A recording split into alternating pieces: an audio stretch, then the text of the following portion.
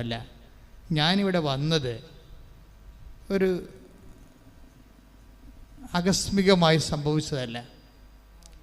ദൈവം എന്നെ ഇവിടെ കൊണ്ടുവന്നതാണ്. എന്ന് പറഞ്ഞേ, ദൈവം എന്നെ ഇവിടെ കൊണ്ടുവന്നതാണ്. അപ്പം ആ ഒരു ബോധം ആദ്യമേ ഉണ്ടാകണം.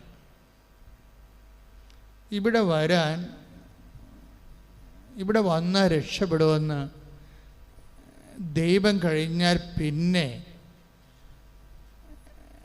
ലോകത്തോട് പറഞ്ഞത് ആരാണെന്നറിയാവോ? ഇവിടെ വന്നാൽ നീ രക്ഷപ്പെടുമോ, നിൻ്റെ ജീവിതത്തിന് പ്രശ്നത്തിന് പരിഹാരം ഉണ്ടാകും എന്ന് ദൈവം കഴിഞ്ഞാൽ പിന്നെ ലോകത്തോട് പറഞ്ഞത് ആരാണെന്നറിയാവോ? പിശാച്. പിശാച് അറിയാലോ ഇവിടെ വന്നാൽ രക്ഷപ്പെടുമെന്ന്.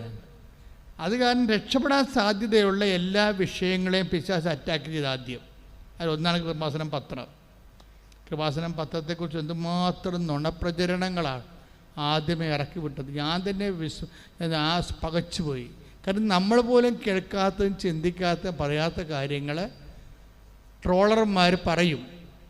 കൃപാസനം പത്രം അരച്ച് കലക്കി കുടിച്ച് ആശുപത്രിയിലായി, ദോശ ചുരുട്ടി, അതൊക്കെ എല്ലാം പിശാച് കൃത്യമായിട്ട് ചെയ്ത ടാർജറ്റ്. കാര്യം പിശാചിനറിയാം ഈ സാധനം രക്ഷപ്പെടും, മനുഷ്യർ രക്ഷപ്പെടുമെന്ന് അറിയാം.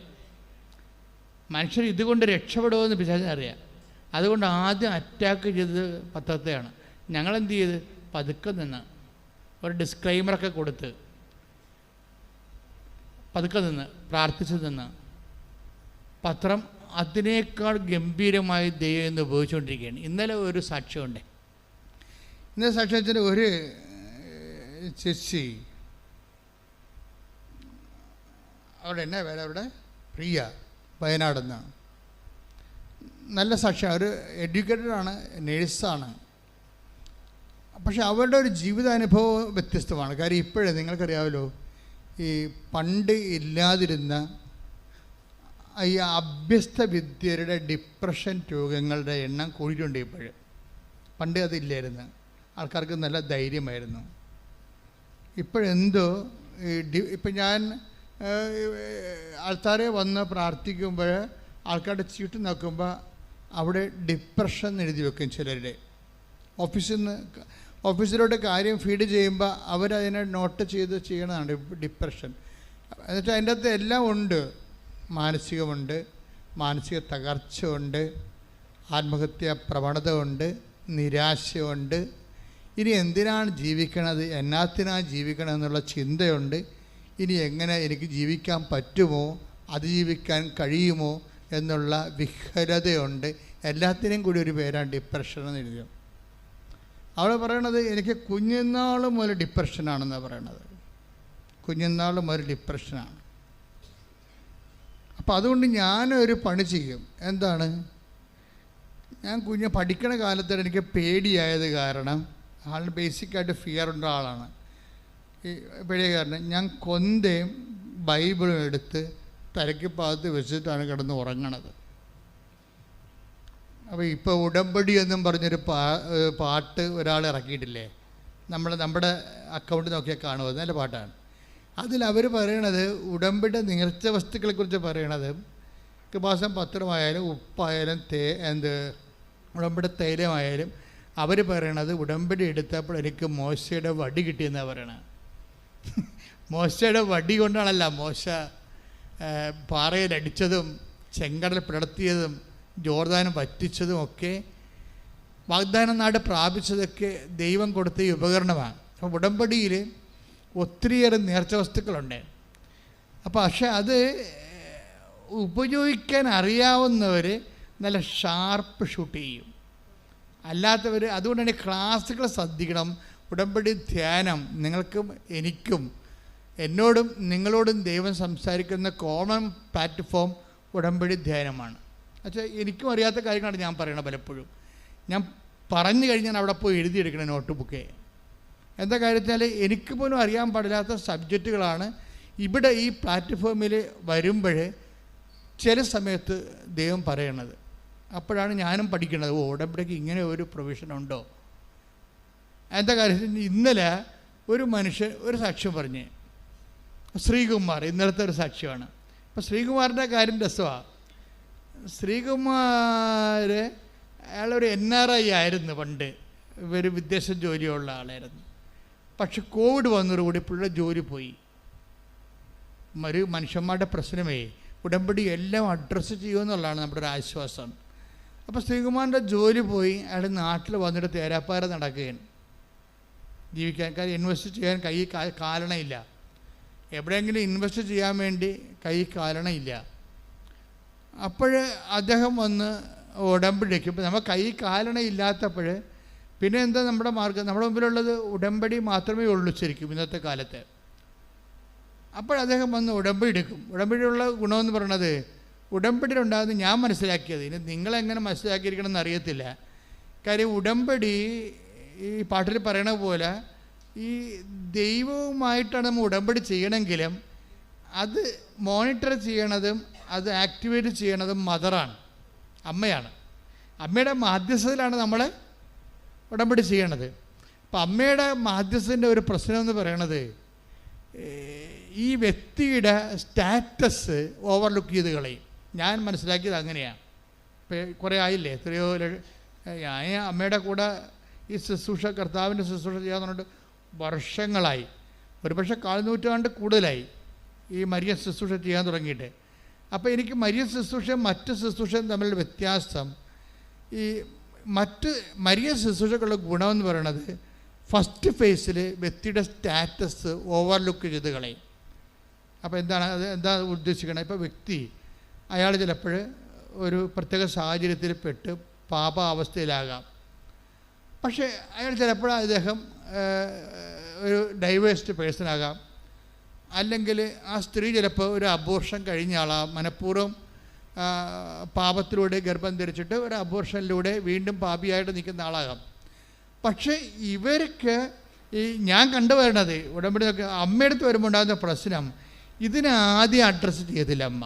നീ അങ്ങനെ ചെയ്തവളല്ലേ, ഇങ്ങനെ ചെയ്തവളല്ലേ, അങ്ങനെ ആവശ്യമില്ല, നിൻ്റെ ഹർട്ട് ചെയ്യുകയോ നിന്നെ തൂക്കി നോക്കുകയൊന്നുമില്ല.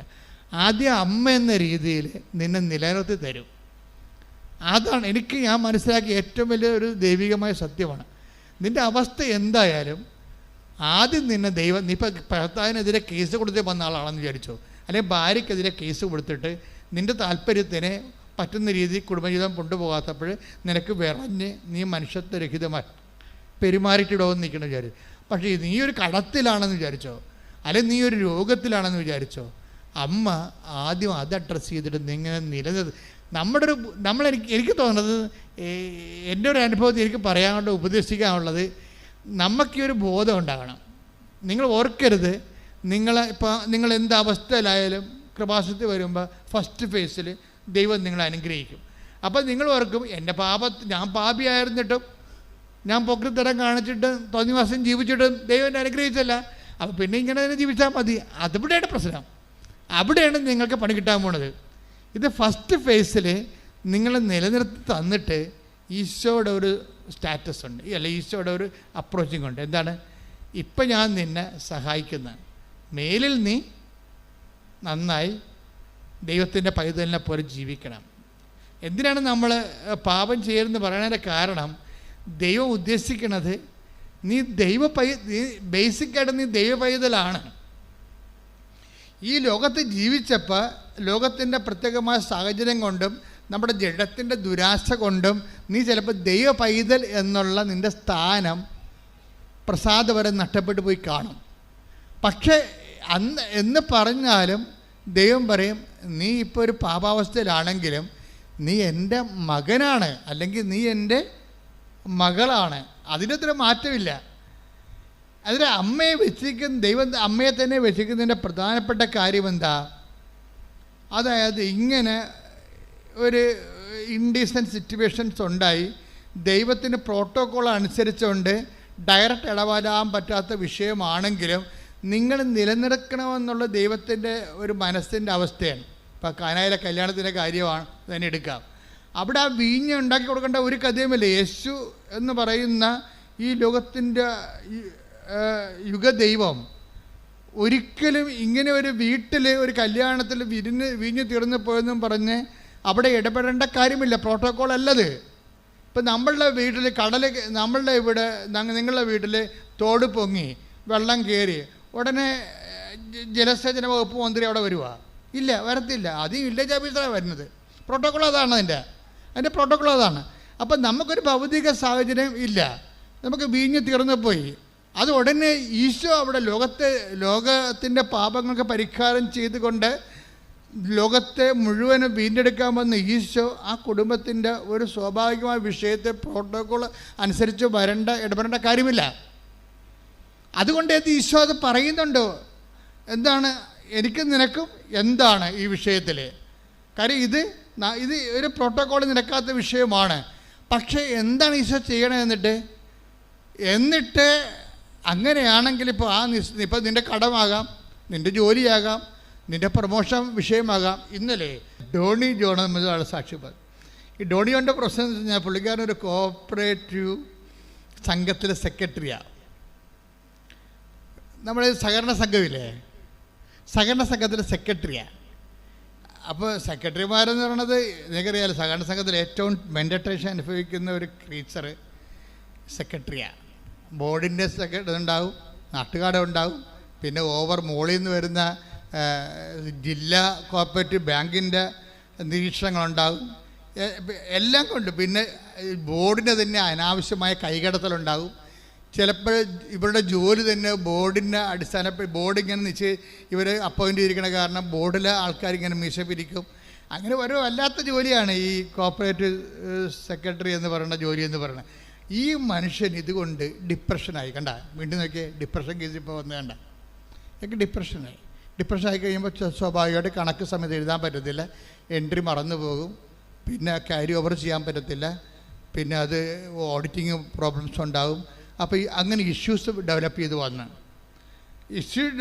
ഇതൊന്നും അറിയാമല്ല. പിന്നെ എന്താ പറഞ്ഞാൽ ആ ഒരു വകുപ്പ് വെച്ചുകൊണ്ട് ഇയാളെ മാറ്റിയിട്ട് ബോർഡ് വേറെ ആളെ വെക്കും ഉടനെ. കാര്യം എന്താ, ഒരാളെ വെച്ച് ചിലപ്പോൾ 10 ലക്ഷത്തിനൊക്കെ ആയിരിക്കും വെക്കണത്. ബോർഡിന് പൈസ കിട്ടും. എല്ലാ ബോർഡുകാരും പൈസ വാങ്ങിക്കുന്നുണ്ടെന്ന് അറിയത്തില്ല, മേടിക്കണം നിർബന്ധമില്ല. പക്ഷേ ചില ബോർഡൊക്കെ പൈസ വാങ്ങിച്ചത് തന്നെയാണ് ഈ ഉദ്യോഗം കൊടുക്കണത്. അപ്പം അതുകൊണ്ട് സ്വാഭാവികമായിട്ട് ഈ പോസ്റ്റ് പോയാൽ വേറെ ആളെ വെച്ചാൽ അവർക്ക് ബോർഡിന് പൈസ കിട്ടും. അപ്പം അതുകൊണ്ട് തന്നെ ഇത് ഒരു ചാലഞ്ചിങ് പോസ്റ്റാണ്. ഈ മനുഷ്യൻ ഡിപ്രഷൻ ആയി കഴിഞ്ഞപ്പോൾ ഉടനെ പോസ്റ്റ്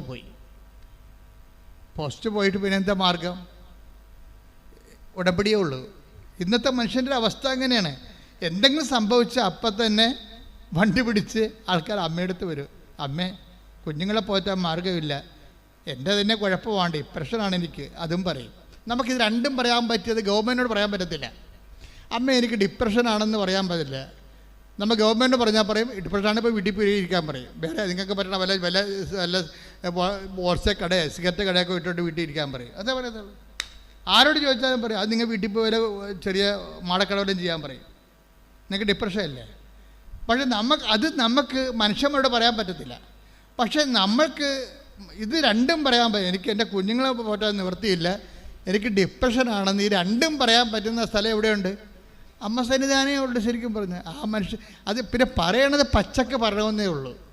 പറയണത് ഒക്കുക കിട്ടിയ കുട്ടി എന്നൊക്കെ പറഞ്ഞുകൊണ്ട് ഒത്താക്കൊള്ളാം ഇങ്ങനെ അത് പറയുന്നത്. കണ്ണടച്ച് കുത്തണ പോലെ, നിങ്ങൾ PSC പരീക്ഷ എഴുതണ പോലെ ഒക്കണേ ഒന്ന് അങ്ങനെ കുത്തരുത്.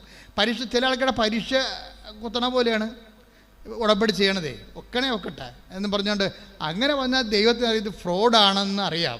നിങ്ങളുടെ ഉടമ്പടി ഫേക്കാകും ഉടനെ. കാര്യം എന്താ, നിങ്ങൾ അതിൻ്റെ ഒരു consider amount of faith invest ചെയ്തിട്ടില്ല, ഒരു സിൻസിയറിറ്റി ഇൻവെസ്റ്റ് ചെയ്തിട്ടില്ല. നിങ്ങളുടെ സത്യസന്ധതയോ, ആ ഉടമ്പടി എന്ന് പറയുമ്പോൾ വിശ്വസ്തതയുടെ ഭാഗമാണ് സത്യസന്ധത. അപ്പോൾ നിങ്ങൾ ഉടമ്പടി ചെയ്യുമ്പോൾ ഒക്കുമായിരിക്കും അല്ലേ, അയാൾക്ക് കിട്ടിയല്ല, അപ്പം പറയാം മറ്റവർക്ക് കിട്ടിയിട്ടില്ല. അപ്പോൾ ഇതൊക്കെ ചിന്തിച്ചുകൊണ്ട് കിട്ടട്ടെ, അല്ല ആലപ്പുഴ വന്നില്ലേ, ആദ്യം ഒരു വണ്ടിക്കാശല്ലേ പോയുള്ളൂ എന്ന് പറഞ്ഞാൽ എഴുതിയിടണവരുണ്ട്. അങ്ങനെയുള്ള മരമാക്കറുകൾക്ക് ഈ ജന്മത്തുടമ്പടി നിന്ന് ഒന്നും കിട്ടത്തില്ല. എന്താ കാര്യം വെച്ച് കഴിഞ്ഞാൽ അവർക്ക് അതിൻ്റെ ഉടമ്പടിയിൽ ദൈവം ഉദ്ദേശിക്കുന്ന ഒരു consider amount of faith and fidelity and sincerity അവർ ഇൻവെസ്റ്റ് ചെയ്യണില്ല. ആത്മാർത്ഥതയോ സത്യസന്ധതയോ ഇല്ല. അവർ ദൈവത്തെ പരീക്ഷിക്കണ മറ്റൊരു പിശാചായിട്ട് വരും. അതാ സംഭവം. ഉടമ്പടി തെറ്റിച്ചാണ് ചെയ്യണമെങ്കിൽ നിങ്ങളുടെ യഥാർത്ഥ സ്വഭാവത്തിൽ നിങ്ങൾ പിശാചാണ്. എന്താ കാര്യം? ദൈവത്തെ നിങ്ങൾ പരീക്ഷിക്കുകയാണ്. ദൈവത്തെ പരീക്ഷിക്കാൻ വേണ്ടിയാണ് നിങ്ങളത് ചെയ്യണത്. അപ്പോൾ ദൈവത്തെ പരീക്ഷിച്ച ആളാരാണ്? പിശാചാണ്, സംശയമില്ല. യേശുവിനെ പരീക്ഷിച്ച ആളാരാണ്? പിശാചാണ്. അപ്പോൾ നിങ്ങൾ പരീക്ഷ സംശയത്തോടെയാണ് നിങ്ങൾ ഉടമ്പടി ചെയ്തെങ്കിൽ തീർച്ചയായിട്ടും 2 കൊമ്പ് ഒരു വാലും നിങ്ങൾക്ക് അവകാശപ്പെട്ട സംഭവമാണ്. അത് നിങ്ങൾക്ക് വേണമെങ്കിൽ ഞങ്ങളുടെ ഓഫീസിൽ നിന്ന് മേടിക്കാം. 2 കൊമ്പ് ഒരു വാലും എന്നുവെച്ചാൽ നിങ്ങൾ പിശാചാണ്. ദൈവത്തെ പക്ഷെ ചില ആൾക്കാരുണ്ട്, അവർ മനസ്സിൽ വീട്ടിൽ നിന്ന് ഇറങ്ങുമ്പോൾ തന്നെ കരുതും അമ്മയുടെ മണ്ണി ചവിട്ടി കിട്ടിയാൽ മതി എന്ന് പറയും. വേറെ ഒന്നും ചെയ്യണ്ട. അവർ വീട്ടിൽ നിന്ന് ഇറങ്ങണത് തന്നെ ഉടമ്പടി കണക്ക് വിധിക്കട്ടെ, അമ്മയുടെ മണ്ണിലൊന്ന് ചവിട്ടി കിട്ടിയാൽ മതി എന്ന് പറയും. അവർ ചവിട്ടി കിട്ടുമ്പോൾ തന്നെ സുഗന്ധം അടിക്കാൻ തുടങ്ങും. അത് അവരുടെ ഫെയ്ത്ത് അതാണ്. അവർ ചവിട്ടുമ്പോൾ തന്നെ അവർ പറയും എൻ്റെ അച്ഛാ വാതിക്കെ ചവിട്ടിയപ്പോൾ തന്നെ ഇത് എവിടുന്നാണ് സുഗന്ധം എന്നറിയാൻ പറ്റുന്നത്. അതവരെ ഫോളോ ചെയ്തുകൊണ്ട് അവരുടെ കൂടെ പോകും. ആ വീടുകളിൽ അവരുടെ വീട്ടിലേക്ക് അത് അവസാനം വരെ നിൽക്കുകയും ചെയ്യും. അത് വീട് വരെ പോകും. ഇഷ്യൂ ഉണ്ടാകുന്ന സമയത്തൊക്കെ സുഗന്ധം പിന്നെയും വന്നുകൊണ്ടിരിക്കും. എന്ന് വെച്ച് കഴിഞ്ഞാൽ ഭയപ്പെടേണ്ട, ഞാൻ നിൻ്റെ കൂടെയുണ്ടെന്നാണ്.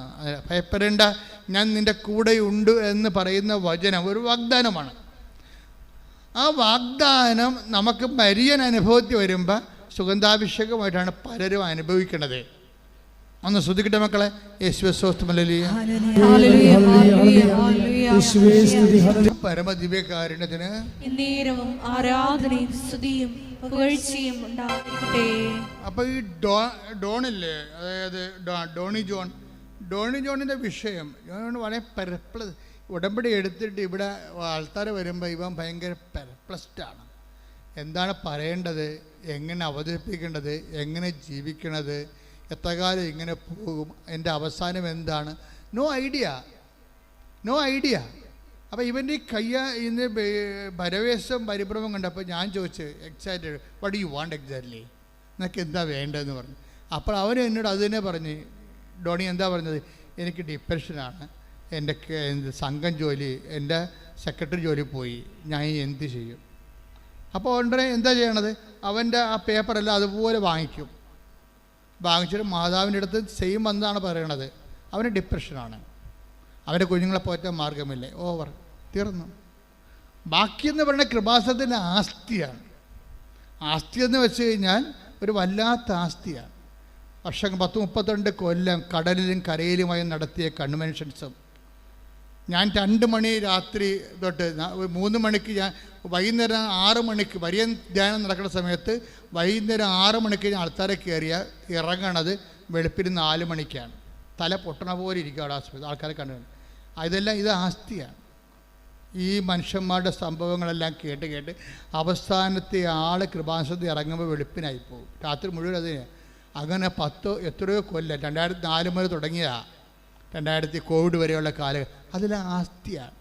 വാരിക്കെട്ടി പ്രാർത്ഥിക്കേണ്ട കാര്യമില്ല, നല്ല ആസ്തിയുണ്ട്. ദൈവതിരുസന്നിധിയിൽ ജനങ്ങളുടെ കൂടെ നിന്നും അവിടെ കണ്ണുനീര് കർത്താവിൻ്റെ തിരുസന്നിധി വെച്ചും അതിനുവേണ്ടി ഉപവസിച്ചും ഒക്കെ നല്ല ആസ്തിയുണ്ട്. അപ്പോൾ ഈ വിഷയം പറഞ്ഞാൽ മതി, ഡോണിൻ്റെ ജോലിയില്ല, അവന് ഡിപ്രഷനാണ്, അത്രേ ഉള്ളൂ. അപ്പോൾ ഇത് നോട്ട് ടൈം. മാതാവ് അത് മേടിച്ചിട്ട് അങ്ങനെ തന്നെ ഒരു പച്ചമഷിക്ക് അങ്ങോട്ടൊരു റീസ്റ്റേറ്റ് ചെയ്യണം പറഞ്ഞൊരു ഒപ്പിട്ടാൽ മതിയല്ല, സെക്കൻഡുകൾക്കുള്ളിൽ അവനെ തിരിച്ചെടുത്ത് ശ്രദ്ധിക്കട്ടെ. ഹല്ലേലൂയ. ആസ്തി എന്ന് അച്ഛൻ പറഞ്ഞപ്പോൾ നിങ്ങൾ എന്താ വിചാരിച്ചത്? ആത്മരക്ഷയ്ക്ക് വേണ്ടി ഒരു വ്യക്തി ചെയ്യുന്ന പ്രേക്ഷിത നടപടിക്രമങ്ങളാണ്. അത് ക്രിസ്തുവിൻ്റെ വിശുദ്ധ രക്തത്തോട് ചേർന്നുകൊണ്ട്, യേശുക്രിസ്തുവിൻ്റെ വിശുദ്ധ രക്തം ഈ ഭൂമി വീണതിൻ്റെ പിന്നിൽ നമ്മളെ മുഴുവനും വീണ്ടെടുക്കുക എന്നുള്ളതും അതിന് വില കൊടുക്കുക എന്നുള്ളതും രക്ഷാകര പദ്ധതിയുടെ ഭാഗമായിട്ട് ക്രിസ്തു ചെയ്ത സ്വർഗീയമായ ദൗത്യമാണ്. ഇതിനോട് ഐക്യദാർഢ്യം പുലർത്തിക്കൊണ്ടാണ് മറ്റുള്ളവരെ, ക്രിസ്തുവിനെ അറിയാത്തവരെ അറിയിക്കുകയും വേദനിക്കുന്നവരെ ക്രിസ്തുവിൽ ആശ്വസിപ്പിക്കുകയും ചെയ്യണം. ആ പണിയാണ് നിങ്ങളും ചെയ്യണത്. ഉടമ്പടിയിൽ നിങ്ങളുടെ ആസ്തി വർദ്ധിപ്പിക്കാൻ വേണ്ടി ഒത്തിരിയേറെ പ്രൊമോഷൻ ഫോർമുലയുണ്ട്. അതായത് ഇപ്പം നിങ്ങൾ ഒരു അനുഗ്രഹം ഇവിടെ കൈപ്പറ്റി സാക്ഷ്യം പറഞ്ഞെന്ന് പറഞ്ഞാൽ അത് വർക്കൗട്ട് ചെയ്യത്തില്ല. കാര്യം നിങ്ങൾക്കറിയാമല്ലോ, ബാങ്കിൽ കിടക്കണ പൈസ നമ്മൾ എടുത്തോണ്ട് ഇരുന്ന് കഴിഞ്ഞാൽ തീർന്നു പോകും അല്ലേ. അവസാനം 1000 രൂപ എല്ലാം ഉണ്ടെന്നുണ്ടെങ്കിൽ, അവസാനം ബാങ്ക് അക്കൗണ്ടിൽ 1000 രൂപയാണുള്ളതെന്നുണ്ടെങ്കിൽ 5 മാസം കഴിഞ്ഞ് ചെല്ലുമ്പോൾ 1000 രൂപ ഉണ്ടെന്ന് പറഞ്ഞ് ചെക്ക് എഴുതിയാൽ പറയുമ്പോൾ 1000 രൂപ ഒന്നും ഇല്ല, കാശ് ഇങ്ങോട്ട് തരാമെന്ന് പറയും. നിങ്ങൾക്കിവിടെ അക്കൗണ്ട് സൂക്ഷിച്ചതിന്, നിങ്ങളുടെ അക്കൗണ്ട് ഞങ്ങൾ സൂക്ഷിച്ചതിന്, ആ സർവീസ് ചാർജായിട്ട് നിങ്ങളുടെ 1000 രൂപ ആവിയായിപ്പോയി. ഈ അക്കൗണ്ട് ഇപ്പോൾ വേണമെന്നുണ്ടെങ്കിൽ കാശ് ഇങ്ങോട്ട് തരണമെന്ന് പറയും. ഒരു ചേട്ടത്തിന് ഞാൻ ഇന്നലെ ഓടിച്ചിട്ട് ഇവിടെ കൊച്ചത്തെ സോപ്പിട്ട് ആ ചേട്ടത്തിന്. എന്താ പ്രശ്നം വെച്ചാൽ ഇവർ വെള്ള ഉടമ്പടിയാണ് അവരുടെ. വെള്ള ഉടമ്പടി എന്ന് വെച്ച് കഴിഞ്ഞാൽ മൂന്നാമത്തെ പുതുക്കാണെന്ന് തോന്നുന്നു, 4ാമതല്ലേ സിൽവർ ഗ്രേ കിട്ടുന്നത്. വെള്ള ഉടമ്പടിക്ക് കക്ഷി 2 സാക്ഷ്യം നേരത്തെ പറഞ്ഞിട്ടുണ്ട്. ഇപ്പം 3ാമത്തെ സാക്ഷ്യത്തിന് കയറിയതാണ്. 3ാമത്തെ സാക്ഷ്യം ഇവരെന്തൊക്കെ പറഞ്ഞു കഴിഞ്ഞപ്പോൾ കൊച്ചൻ കാരുണ്യ പ്രവർത്തികൾ വല്ലതും ഉണ്ടാ പറയാമെന്ന് വെച്ചപ്പോൾ കാരുണ്യ പ്രവർത്തികളൊന്നും ചെയ്യാൻ ഒത്തിട്ടില്ല. പിന്നെ ഈ പണ്ടാര എന്തിനാണ് ഉടമ്പടി എടുത്തത്? അപ്പോൾ ഈ ഉടമ്പടി വെള്ളയായിട്ടും ഇവർക്ക് തലയിൽ വെളിവില്ല. ഇവർക്ക് ഉടമ്പടി എന്താണെന്ന് അറിയത്തില്ല. ദൈവത്തിൽ നിന്നുള്ളതെല്ലാം ചിരണ്ടിയെടുക്കണമെന്നല്ലാതെ ദൈവത്തിൻ്റെ ഉള്ളിൽ നമുക്ക് നിക്ഷേപമില്ല. നിങ്ങൾക്കറിയാലോ, ഒരു ഉടമ്പടി ഞാനൊന്ന് ചോദിക്കട്ടെ, നിങ്ങൾ വെള്ള ഉടമ്പടിയാണ്, പക്ഷേ ഇന്ന് വരെ നിങ്ങൾക്ക് ദൈവത്തിൻ്റെ ഒരു ആസ്തിയും കിട്ടിയിട്ടില്ല. നിങ്ങൾ സന്തോഷിക്കണം. എന്താണ്? ഇത് മുഴുവൻ പരസ്യ ഡിപ്പോസിറ്റാണ്. അതിൻ്റെ അർത്ഥം നിന്നെ കാര്യമായി അനുഗ്രഹിക്കുന്ന ഒരു സമയം വന്നാൽ നിനക്ക് ബോധമില്ലാതെ കിടന്നാൽ പോലും നിന്റെ ദൈവം നിന്നെ ബോധത്തിലേക്ക് വിളിച്ചുണർത്തും. ഇതിൻ്റെ ക്വാളിറ്റിയൊക്കെ വല്ലാണ്ട് അങ്ങനെ കൂടുന്നുണ്ടേ. അതായത് ഉടമ്പടിയുടെ മുഴുവനും ആത്മാവ് പ്രത്യേകിച്ച് എഡ്യൂക്കേറ്റഡ് ആൾക്കാരെ സാക്ഷ്യം നിങ്ങൾ ശ്രദ്ധിക്കണം. ഇതിൻ്റെ ഒരു പ്രോബ്ലം വന്നത് ഇപ്പോൾ നമ്മൾ അഭിമുഖീകരിക്കുന്നൊരു പ്രശ്നം, എഡ്യൂക്കേഷൻ കുറവുള്ളവർക്ക് ഉടമ്പടിയെക്കുറിച്ച് ഒരു ഐഡിയ അതിനെ കറക്റ്റ് ആക്ടിവേറ്റ് ചെയ്യാൻ പറ്റണില്ല. കാര്യം ഇത് വളരെ മാത്തമാറ്റിക്കലായിട്ട് നമ്മൾ പ്ലേസ് ചെയ്യണമല്ലോ. ഇതെല്ലാം ഒരു പ്രത്യേക പ്രോജക്റ്റ് പോലെ വരണത്. അതുകൊണ്ട് ഇതിൻ്റെ ഓരോ നടപടിക്രമങ്ങളെ നല്ല ശ്രദ്ധയോടെ ചെയ്ത് വൃത്തിയായിട്ട് ഇത് ഇൻവെസ്റ്റ് ചെയ്യുന്ന ആൾക്കാരുണ്ട്. അവർക്കൊക്കെ പടപടാന്ന അനുഭവങ്ങളാണ്. ചില ആൾക്കാർക്ക് ശ്രദ്ധിക്കത്തില്ല. അതുകൊണ്ടാണ് ഞാൻ ചിലർ ചെവി കേൾക്കാൻ പാടില്ല, കണ്ണ് കാണാൻ പാടില്ല എന്ന് പറഞ്ഞ് ഉടമ്പടി ഇവിടെ വന്ന് ഉടമ്പടി എടുക്കും. ഈ ചെവി കേൾക്കാൻ പാടില്ലാത്തവരും കണ്ണ് കാണാൻ പാടില്ലാത്തവരും നിങ്ങൾ ഉടമ്പടി എടുക്കാൻ വിടരുത്. എന്താ കാര്യത്തിൽ ക്ലാസ് തന്നെ കേൾക്കണം. ആദ്യം ക്ലാസ് തന്നെ കേൾക്കണം. പിന്നെ ഇത് കൃപാസനം പത്രം വായിക്കണം, അല്ലെങ്കിൽ ഉടമ്പടിയുടെ പത്രിക വായിക്കണം. ഇത് കൃത്യമായിട്ട് സംഭവം അറിയാൻ പാടില്ലാത്തവർ വായിക്കത്തുമില്ല, ക്ലാസ് കേൾക്കത്തുമില്ല. എന്നിട്ട് വല്ലതൊക്കെ കൊണ്ടുവന്ന് എഴുതി ഇട്ടും പോകും. ഇങ്ങനെയുള്ള വെളിവില്ലാത്ത ആൾക്കാരെ ഉടമ്പടി എടുക്കാൻ വിടരുത്. അവർ മക്കളുണ്ട്, ഞങ്ങൾ തന്നെയാണെങ്കിലും മക്കളെവിടെ നിന്നാണ് ചോദിക്കത്തുള്ളൂ ഉടനെ. ഇപ്പം 18 വയസ്സ് കഴിഞ്ഞാൽ പിള്ളേർക്കാണെങ്കിലും അവർ സ്വന്തമായിട്ട് ഉടമ്പടി എടുക്കണം. അല്ല അമ്മയുടെ അപ്പൻ്റെ ഉടമ്പടിയിൽ വർക്കൗട്ട് ചെയ്യത്തില്ല. 18 വയസ്സ് കഴിഞ്ഞാൽ പിന്നെ തീർച്ചയായിട്ടും അവർ ഉടമ്പടി എടുക്കണം. എന്താ സംഭവിക്കുക? ഇപ്പോൾ നീറ്റ് പരീക്ഷയൊക്കെ നടക്കണേ, ഇന്നലെ കഴിഞ്ഞോ. അപ്പോൾ എന്താ സംഭവിച്ചു കഴിഞ്ഞാൽ പല ആൾക്കാർ അതിൻ്റെ അകത്ത് ഞങ്ങളിവിടെ ഫിൽട്ടർ ചെയ്ത് മാറ്റിക്കളഞ്ഞു. എന്താ കാര്യം? അവരുടെ കയ്യിൽ അവരുടെ ഉടമ്പടിയിലില്ല, അമ്മയുടെ ഉടമ്പടിയും കൊണ്ട് വന്നിരിക്കുക. അമ്മയുടെ ഉടമ്പടിയിൽ അവർ ഓഫീസിൽ ചോദിക്കും, നിങ്ങൾക്ക് എന്താ ഇൻവെസ്റ്റ്മെൻറ്റ്? ഒന്നുമില്ല. നിങ്ങൾ പ്രാർത്ഥിച്ചോ? ഇല്ല. രാവിലെ 5:30 എഴുന്നേറ്റ് പ്രത്യക്ഷ പ്രാർത്ഥിച്ചല്ലോ? ഇല്ല. പത്രം പ്രവർത്തനം ചെയ്തോ? ഇല്ല. അല്ലെങ്കിൽ നിങ്ങൾ രോഗികളെ കാണാൻ പോയി? ഇല്ല. ഒന്നുമില്ല. ചുമ്മാ ഓൾട്ടിക്കരി കൊണ്ട് തിരിക്കുക. അപ്പോൾ അതിനെ സംബന്ധിച്ച് അത് നിങ്ങൾ വേറെ എവിടെയെങ്കിലും പോയാൽ മതി, ഇവിടെ വരരുത്. ഇവിടെ വരുമ്പോൾ ഇത് ഉടമ്പടി, ദൈവം ഉടമ്പടി നൽകിയിരിക്കണതാ. അപ്പോൾ നമുക്ക് ദൈവത്തിൻ്റെ മനസ്സനുസരിച്ച് മുന്നോട്ട് പോകാൻ പറ്റത്തുള്ളൂ. അല്ല നിങ്ങളെ സന്തോഷിപ്പിക്കുക, സൂചിപ്പിക്കുക, ആശ്വസിപ്പിക്കുക ഒന്നും ഞങ്ങളുടെ പ്രഥമ പരിഗണനയിലുള്ളതല്ല. പണ്ടൊക്കെ ഞാൻ ഒത്തിരി ചെയ്തിരുന്നതാണ്. ഉടമ്പടി വരെ ഞാൻ ഇതെല്ലാം ഇങ്ങനെ തന്നെ ചെയ്തുകൊണ്ടിരുന്നതാണ്. അപ്പോൾ ഇപ്പം ചെയ്യത്തില്ല. എന്താ കാര്യം? ദൈവം ഉടമ്പടി നമ്മൾക്ക് തന്നിരിക്കുന്നത് ആ ഉടമ്പടി പ്രകാരം ജനങ്ങളെ ട്രെയിൻ ചെയ്യാനും വിശുദ്ധീകരിക്കാനും ശക്തീകരിക്കാനുമാണ്. അതിൻ്റെ ഫലങ്ങളെന്ന് പറഞ്ഞാൽ നിത്യത വരെയാണ്. ശ്രുതികട്ടെ ഹല്ലേലൂയ. ടീച്ചറില്ലേ ലിസി ജസ്റ്റർ? ലിസി ജസ്റ്ററിൻ്റെ ഒരു ടീച്ചറാണെങ്കിൽ അവരുടെ ലൈഫ് ദുരന്ത ജീവിതമാണ്. അവിടെ ഒരു മകൻ മരിച്ചുപോയി. അടുത്ത മകൻ പട്ടാളത്തിലാണ്. അവന് ഈ ചെറുകുടൻ്റെ വലിയ കുടൻ്റെ ഉള്ളിലേക്ക് ചെറിയ കുടൽ കയറിയിട്ട് വയറ് ബ്ലോക്കായി വീർത്ത് അത് കീറാൻ പോവുകയാണ്. എന്നിട്ട് മൂക്കിലൂടെ ട്യൂബൊക്കെ ഇട്ടിരിക്കുക. മൂക്കിലൂടെ ട്യൂബൊക്കെ ഇട്ട് ഓക്സിജനും ഭക്ഷണമൊക്കെ വായുടെ മൂക്കിലെ ട്യൂബ് വഴി കൊടുത്തുകൊണ്ടിരിക്കുക. അപ്പോൾ അവനും മരിച്ചു പോകുന്നുള്ളത് ഏറെക്കുറെ ടീച്ചറിന് മനസ്സിലായി. അപ്പോൾ ടീച്ചർ ഒരു തുറുപ്പിട്ട് വെട്ടി പ്രാർത്ഥനയ്ക്ക്. എന്താ കാരണം? അവർ ഉടമ്പടി എടുത്തിട്ട് പറഞ്ഞ്, കർത്താവേ, ഉടമ്പടി ഈ മകനെ നീ തിരിച്ച് വിളിക്കുകയാണോ? അതാണ് ആ ചോദ്യം. ഈ മകനെ നീ തിരിച്ച് വിളിക്കുകയാണ്, അതാണോ നിൻ്റെ ദൈവഗീത? എനിക്ക് വേറെ മക്കളൊന്നും ഇല്ലല്ലോ. അപ്പം എൻ്റെ സൽപ്രവർത്തികളെ നീ ഓർക്കണമെന്ന് പറഞ്ഞു. എൻ്റെ അമ്മ, കാര്യം ഇവർ വൃത്തിയായിട്ട് സൽപ്രവർത്തി ചെയ്യുന്ന ആളാണ്. ഉടമ്പടി പറയുന്ന കാര്യങ്ങളെ വൃത്തി മെനവായിട്ട് ചെയ്യുന്ന ആളാണ്. അതിൻ്റെ രോഗികളെ ശുശ്രൂഷിക്കും, പണമില്ലാത്തവർക്ക് പണം കൊടുക്കും, ഉള്ളതുപോലെ കൊടുക്കും, ഭക്ഷണമില്ലാത്തവർക്ക് ഭക്ഷണം കൊടുക്കും, വസ്ത്രമില്ലാത്തവർക്ക് വസ്ത്രം കൊടുക്കും, ആശുപത്രി സന്ദർശിക്കും, ഉള്ള സമയത്ത് ഉള്ള പോലെ എല്ലാ കാര്യങ്ങളും. അപ്പോഴേ അതാണ് ആസ്തി എന്ന് ഞാൻ പറയണത്. ലിസ്ലി ടീച്ചറിന് എന്തൊക്കെ പറഞ്ഞാലും വിടുംബത്തിൽ സങ്കടമാണെങ്കിലും നല്ല ദൈവദൃശ്യത്തിന് നല്ല ആസ്തിയുണ്ട്. അപ്പോൾ ഉടനെ ടീച്ചർ പറഞ്ഞ ഇതിൻ്റെ ഓപ്പറേഷൻ കഴിഞ്ഞാൽ ഡോക്ടർ പറഞ്ഞ് ഓപ്പറേഷൻ കഴിഞ്ഞാലും കിട്ടാൻ പാടാണെന്ന് പറഞ്ഞു. അപ്പോൾ ഉടനെ ടീച്ചർ എന്താ ദൈവത്തോട് പറയണത്? എൻ്റെ സൽപ്രവൃത്തി നീ ഓർക്കണമേ. അതാണ് അതിൻ്റെ മർമ്മമെന്ന് പറയണത്. ഇപ്പോൾ ഒരു കതിന പൊട്ടിക്കണമെങ്കിൽ അതിൻ്റെ കുറിഞ്ഞി ഉണ്ടാകുമല്ലോ, അല്ലേ? കതിന ഇടിച്ച് നിറച്ചിട്ട് നിങ്ങൾ കഥ കണ്ടിട്ടില്ലേ? കഥ കണ്ടിട്ടുണ്ടോ? രക്ഷപ്പെട്ട് അതിന് ആ മരുന്നിരിക്കുന്ന സ്ഥലമാണ്. അവിടെ കൊണ്ട് തീ കൊടുക്കണം. അതിൽ വല്ലയിടത്തും കൊടുത്താൽ കതിനാ പൊട്ടത്തില്ല. അതിൻ്റെ മർമ്മം കുറിഞ്ഞു. അതാണ് മരുന്നിരിക്കണ ആ ദോര. അവിടെ കൊണ്ട് നമ്മൾ ആ മരുന്ന് നമുക്ക് കത്തിയിട്ട് പൊട്ടണം. ഉടമ്പടിയുടെ മർമ്മം എന്ന് പറഞ്ഞ സൽപ്രവൃത്തിയാണ്. ടീച്ചർ അവിടെ കൊണ്ട് കത്തിച്ച് സംഭവം എന്താണ്? എനിക്ക് വേറെ ഒരു യോഗ്യതയൊന്നുമില്ല, നിൻ്റെ നാമത്തിൽ ഞാൻ വെയിലും കൊണ്ടും മഴയും കൊണ്ട് കർത്താവിനെ അറിയാത്തവർ ഞാൻ അറിയിച്ചിട്ടുണ്ട്, കണ്ടവരോടെല്ലാം ഞാൻ കർത്താവിനെക്കുറിച്ച് പറഞ്ഞിട്ടുണ്ടെന്ന്. എൻ്റെ അമ്മേ, എല്ലാ പരിപാടിയും കഴിഞ്ഞ് അവനും ആശുപത്രിയിൽ നിന്ന് ഇറങ്ങിപ്പോന്നു. Praise the Lord. Praise the Lord. Hallelujah. എന്നുവെച്ചാൽ ആൾ സുഖപ്പെട്ടേ ഈ ഒരൊറ്റ സംഭവത്തിൽ. ഇതാണ് ആസ്തി എന്ന് പറയണത്. നിങ്ങളെന്താ സംഭവിക്കുന്നത്? നിങ്ങൾക്ക് എന്താ സംഭവിക്കണമെന്ന് വെച്ച് കഴിഞ്ഞാൽ എനിക്ക് മനസ്സിലായിരിക്കണത്, പല ആൾക്കാരും ഭയങ്കര അകലേന്ന് വണ്ടിയും പിടിച്ചും കാറും പിടിച്ചൊക്കെ വരും. കാറിൽ പകുതി ഉറങ്ങും, പകുതി വന്ന് ഉടമ്പടി തിയേറ്ററിൽ ഉടമ്പടി ക്ലാസ്സിലിരുന്ന് ഉറങ്ങും. അവസാനം പോകാതെ നേരത്ത് നമ്പർ കൊടുക്കും, ചിലർ കൊടുക്കത്തില്ല. നോൺ ക്രിസ്ത്യൻസ് എല്ലാം വൃത്തിയും മെനയുമായിട്ട് നമ്പരും കൊടുക്കും, പറയണ എല്ലാം കൃത്യമായിട്ട് അവർ ചെയ്യുകയും ചെയ്യും. അതാണ് അവർ ഇടിവെട്ട് സാക്ഷി അവരുടേതാകണതിൻ്റെ കാരണം. അതാണ് മറ്റേ ആൾക്കാരത് ഉടായ്പ പാർട്ടിയാണ്. അവർക്ക് അറിയത്തില്ല ഇതിനെക്കുറിച്ച്. നന്മ പറഞ്ഞ പറയും, അതൊക്കെ നമുക്ക് ചെല്ലിട്ടുള്ള ഇന്നസെൻറ്റിൻ്റെ ലോട്ടറി ടിക്കറ്റ് പോലെ പരിശുദ്ധം പറയും, ചെല്ലിട്ടാണ് പറയും. ഇങ്ങനെ ഇതെല്ലാം ചെയ്തിട്ടുള്ള ചെല്ലുകളാകുമ്പോൾ ഇവർ ഒന്നും ചെയ്യത്തില്ല. അതെന്ത് എന്താ പറഞ്ഞത്? ഇവരുടെ ഈ ഉടമ്പടി എന്ന് പറയണത് ഇങ്ങനെ ഈ എൻഡോസൾഫാൻ വീണ മരം പോലെ ഇരിക്കും, ഇങ്ങനെ കരിഞ്ഞുണങ്ങിയിരിക്കും. കരിഞ്ഞുണങ്ങി ഉടമ്പടി കുറേ ആൾക്കാർക്കുണ്ട്. അവർ ഉടമ്പടിയിൽ ഉണ്ടായിരുന്നതിനേക്കാളും അവിടെ സ്ഥിതി ഇപ്പം മോശമായി. ഉടമ്പടി എടുക്കുന്ന മുമ്പ് ഇവർ കുറച്ചെങ്കിലും ദൈവതിരുസന്നിധിയിൽ വില ഉണ്ടായിരുന്നു. ഇപ്പോൾ ഇവർ പ്രഖ്യാപിത ഫ്രോഡായല്ല. ഉടമ്പടി എടുത്തിട്ട് ഉഴപ്പിക്കുമ്പോൾ എന്താണ് നിങ്ങളുടെ റിപ്പോർട്ടർ എന്താ പറയണത്? പ്രഖ്യാപിത ഫ്രോഡ്.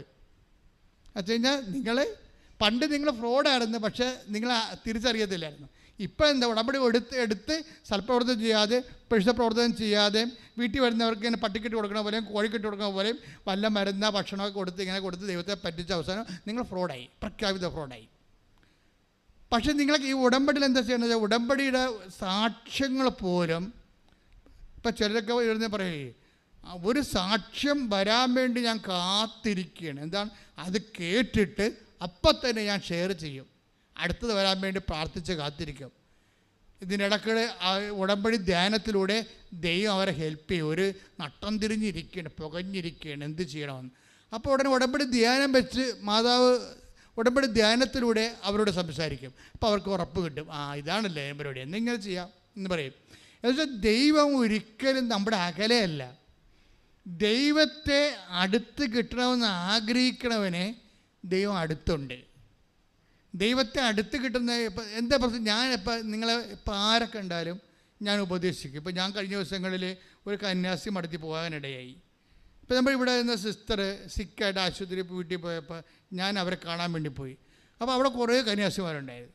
അവിടെ കുറേ ആസ്പിരൻസ് നൊവീഷ്യനുണ്ടായിരുന്നു. അപ്പോൾ എനിക്ക് ആസ്പിരൻസിനെയും നൊവീഷ്യനെയും കാണുമ്പോൾ എനിക്ക് ഭയങ്കര സന്തോഷമാണ്. കാര്യം അവർ സമർപ്പണത്തിലേക്ക് വരികയല്ലേ.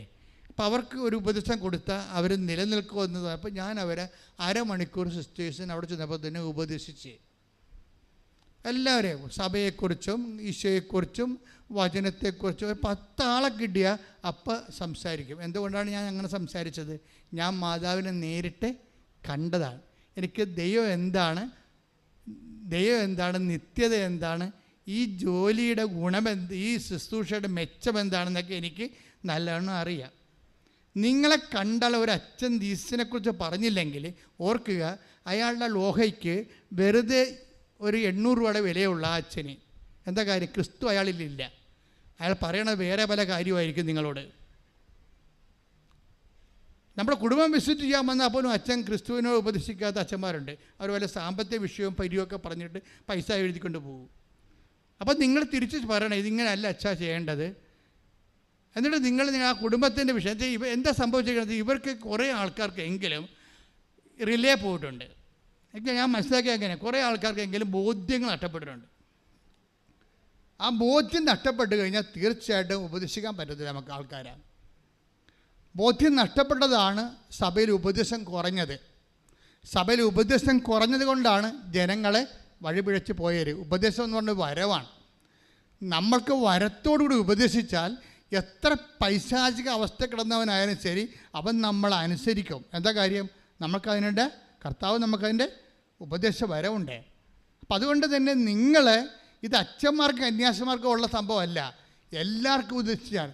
നിങ്ങൾ ക്രിസ്തുവിനെ അറിഞ്ഞോ, നിങ്ങൾ ആ നിമിഷം മുതൽ ഉപദേശിയാണ്.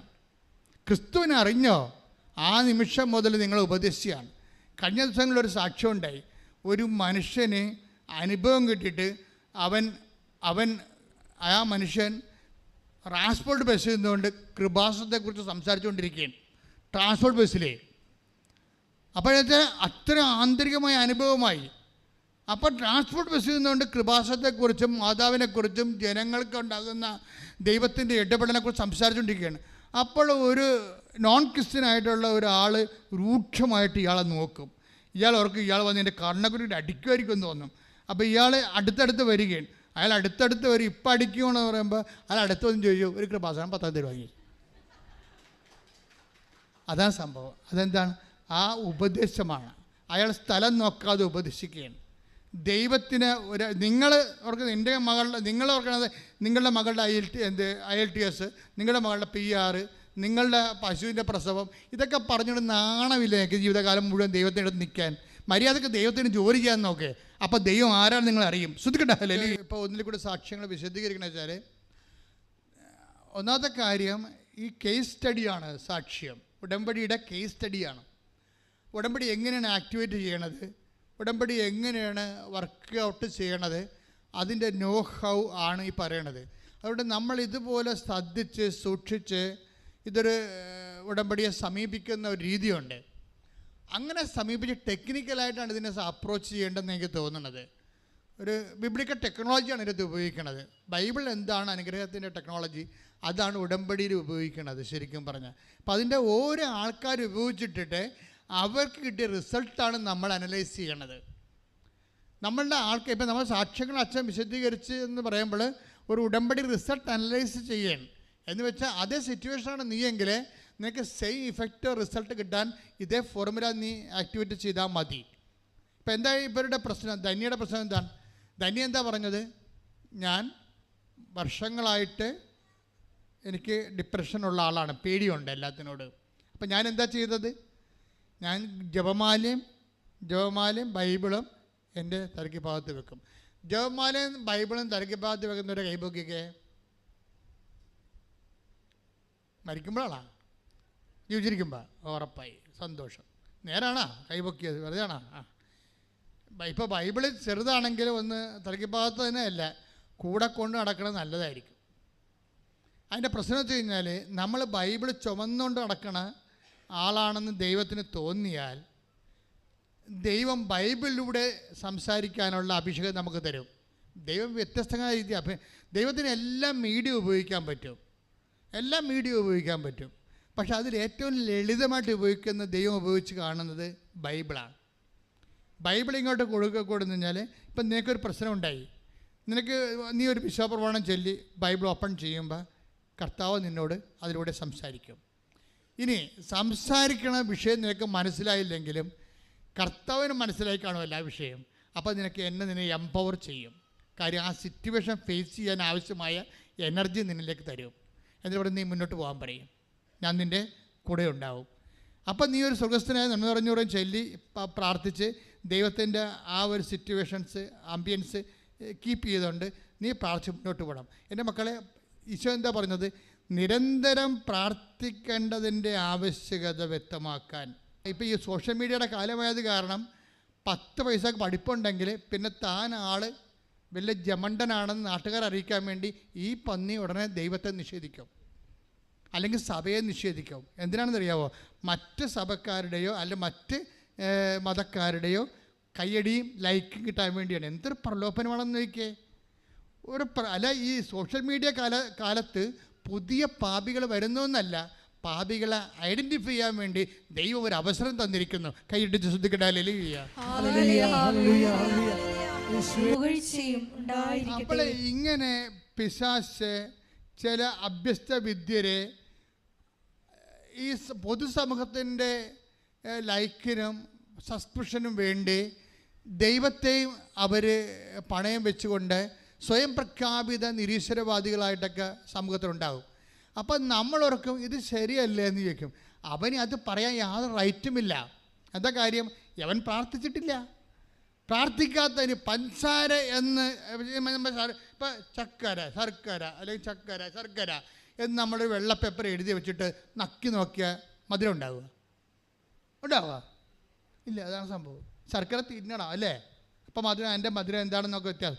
ശർക്കരയുടെയും പഞ്ചസാരയുടെയും മധുരം വ്യത്യസ്തമായിട്ട് മനസ്സിലാകണമെങ്കിൽ അത് രണ്ടും രുചിച്ച് നോക്കണം. അല്ല പത്രത്തിൽ എഴുതി വെച്ചിട്ട് നക്കിയിട്ട് കാര്യമില്ല. വല്ലയിടത്തെ പുസ്തകത്തായിട്ട് വായിച്ചു നോക്കിയിട്ട് വല്ല കാര്യമുണ്ടോ? ഇതെല്ലാം നേരിട്ട് പ്രാർത്ഥിച്ച് അനുഭവിക്കേണ്ട വിഷയങ്ങളാണ്. പ്രാർത്ഥിച്ച് അനുഭവിച്ചാണ് ദൈവത്തെ അനുഭവിക്കണം എന്നുണ്ടെങ്കിൽ എൻ്റെ ദൈവപേതലെ ഉടമ്പടിയെപ്പോലെ ദൈവം വേറെ ഒന്നും കണ്ടുപിടിച്ചിട്ടില്ല. കൈയടിച്ച് ശ്രദ്ധിക്കട്ടെ.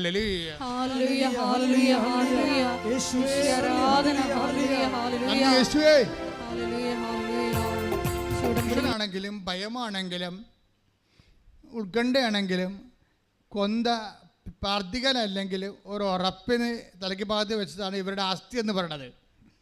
മക്കളെ, എന്തെങ്കിലും ആസ്തി ഉണ്ടെങ്കിൽ ദൈവം നിങ്ങളെ കൈവിടത്തില്ല.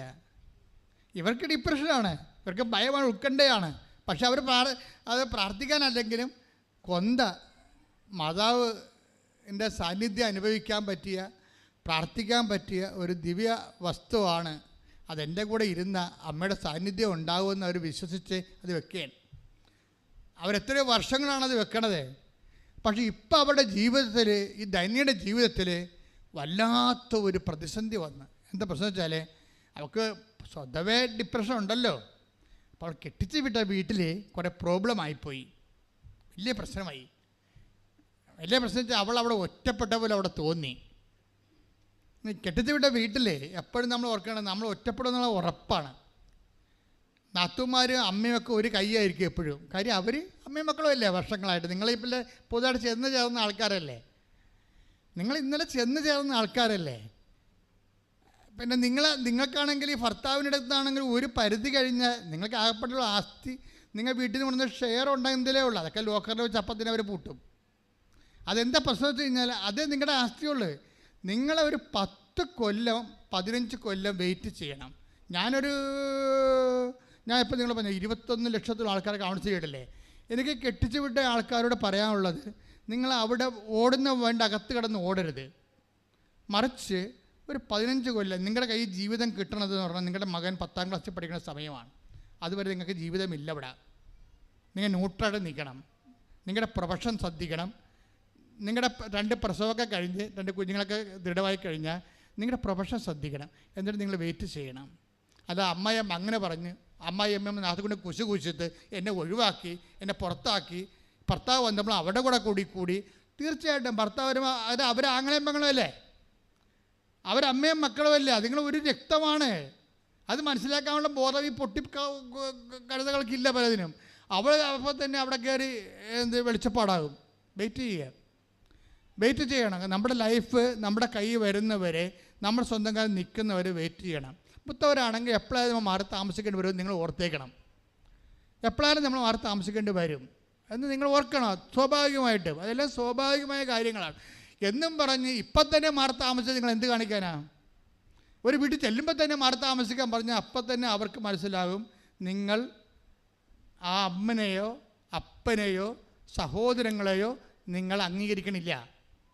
നിങ്ങൾ ചെല്ലുമ്പോൾ തന്നെ ഒന്ന് പ്രസവിക്കാൻ പോയി വെച്ചും തിരിച്ചു വന്നിട്ട് അവൾ വരണില്ല. അതെന്താ പറയണത്? മാറി താമസിച്ചാൽ വരത്തുള്ളൂ എന്നാണ് പറയണത്. നിങ്ങൾ പെട്ടെന്ന് മാറി താമസിക്കത്തില്ല എന്ന കാര്യം ഈ വിഷയം എന്താ വെച്ചാൽ 2 പെങ്ങന്മാർ പറഞ്ഞു വിടാനുണ്ട്. ഒരമ്മയുണ്ട്, മൂത്തനെ കെട്ടിച്ചതിൻ്റെ കാശിന് കടം തീർന്നിട്ടില്ല, പല ബാധ്യത നിങ്ങളുടെ ഭർത്താവിനുണ്ട്. ഇപ്പം നിങ്ങൾക്ക് അത് ഏത് പൊട്ടിക്കാളിക്കും മനസ്സിലാകും ഇവിടെ നടക്കത്തില്ലെന്ന്. പക്ഷെ അവൾക്ക് അറിയാം. അറിഞ്ഞുകൊണ്ട് തന്നെ അവൾ ഉദ്ദേശിക്കുന്നത് എന്താണ്? ഒന്ന് പ്രസവിച്ച് കാണിക്കണം, അത്രേ ഉള്ളൂ. എന്നിട്ട് അവനെ പറ്റിക്കണം. അത് അവൾ അമ്മയും കൂടി തീരുമാനിച്ചിരിക്കുന്ന വിഷയമാണ്. നാട്ടുകാരുടെ മുമ്പിൽ പെറ്റതാണെന്ന് വെച്ചാൽ പെറ്റതാണ്, കെട്ടിയതാണെന്ന് കെട്ടിയതാണ്, കുഴപ്പമില്ല. അങ്ങനെ എത്ര പെണ്ണുങ്ങൾ വീട്ടിൽ വന്ന് പ്രസവിച്ചിട്ടുണ്ടെന്ന് അറിയാമോ? വീട്ടിൽ വന്ന് പ്രസവിച്ചിരിക്കുകയാണ്. ഇനി അവനെ വെച്ച് കഴിഞ്ഞാൽ അവനോട് മൂക്ക് കൊണ്ട് ഇണ്ടാക്കി വരപ്പിച്ചിട്ട് മാത്രമേ അതിനുള്ളിൽ ഇവരൊരു വിഷയം ഇവിടെ ഒരു ജീവിതത്തിലാകും. നിങ്ങൾ ഉടമ്പടി എടുക്കണ കൊള്ളാം, പക്ഷേ ഉടായ്പുണ്ടാക്കരുത് ജീവിതത്തിൽ. അതെന്താ കാര്യം വെച്ച് കഴിഞ്ഞാൽ ദൈവത്തിൻ്റെ അടുത്താണ് ഉടമ്പടി എടുക്കുന്നത്. അവിശ്വാസിയായ ഭർത്താവ് ഭാര്യ മുഖേന വിശുദ്ധീകരിക്കപ്പെടണം. അപ്പോൾ ചിലപ്പോൾ അവിശ്വാസമായ സാഹചര്യം നിങ്ങളെന്താ പറയണത്? ഞാനിവിടെ അവിടെ എൻ്റെ അച്ഛ ഒന്നും പറയണ്ട, അവിടെ പ്രാർത്ഥനയുമില്ല, പള്ളിയുമില്ല, പട്ടക്കാരനുമില്ല. ഞാൻ അപ്പോൾ നീ ഒരു അത്ഭുത സ്വപ്നം നടത്തിയ അല്ല എന്താ വെച്ചാൽ ഇവിടെ പറയണാണേ, അവരുടെ വാ പൊളിക്കണത് ഇവിടെ കഞ്ഞി കുടിക്കാനും ഭർത്താവിനെ ഇവിടെ കുറ്റം പറയാനും വേണ്ടി മാത്രമായിരിക്കും. എന്താ പ്രശ്നം? അതായത് അവരെ കുറ്റം പറയുന്നവർ മരണം വരെ കുറ്റം പറഞ്ഞുകൊണ്ടേയിരിക്കും.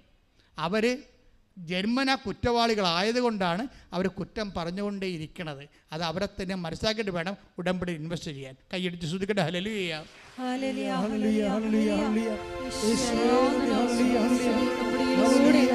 ഭർത്താവിൻ്റെ ഫോട്ടോ എൻ്റെ അടുത്ത് തരും. ഞാൻ എന്താ പരിപാടി? ഇയാൾ വേറെ പെണ്ണുങ്ങളുടെ കൂടെ നച്ചാന്ന് പറയാം. ഞാൻ അപ്പോൾ നിങ്ങൾ കണ്ടായിരുന്ന? കണ്ടില്ല, ആൾക്കാർ പറയാനുണ്ടെന്ന്. അപ്പോൾ ഭർത്താവിൻ്റെ ഫോട്ടോയും പിടിച്ചിട്ട് വന്നിരിക്കുകയാണ്. ഞാൻ പറഞ്ഞ വയസ്സ് എത്ര ഉണ്ട്? വയസ്സ് 56. ആർക്ക്? അപ്പോൾ ഇവർക്ക് 56 വയസ്സുണ്ട്. അപ്പോൾ ഭർത്താവിന് എത്ര വയസ്സുണ്ടാവും? 60 വയസ്സെങ്കിലും ഉണ്ടാകും. ഞാൻ 60 വയസ്സുള്ള എവിടെയെങ്കിലും പോട്ടെ, കേൾക്കുന്നത്. അതായത് ഈ വിഷയം സിമ്പിൾ എടുക്കണില്ല.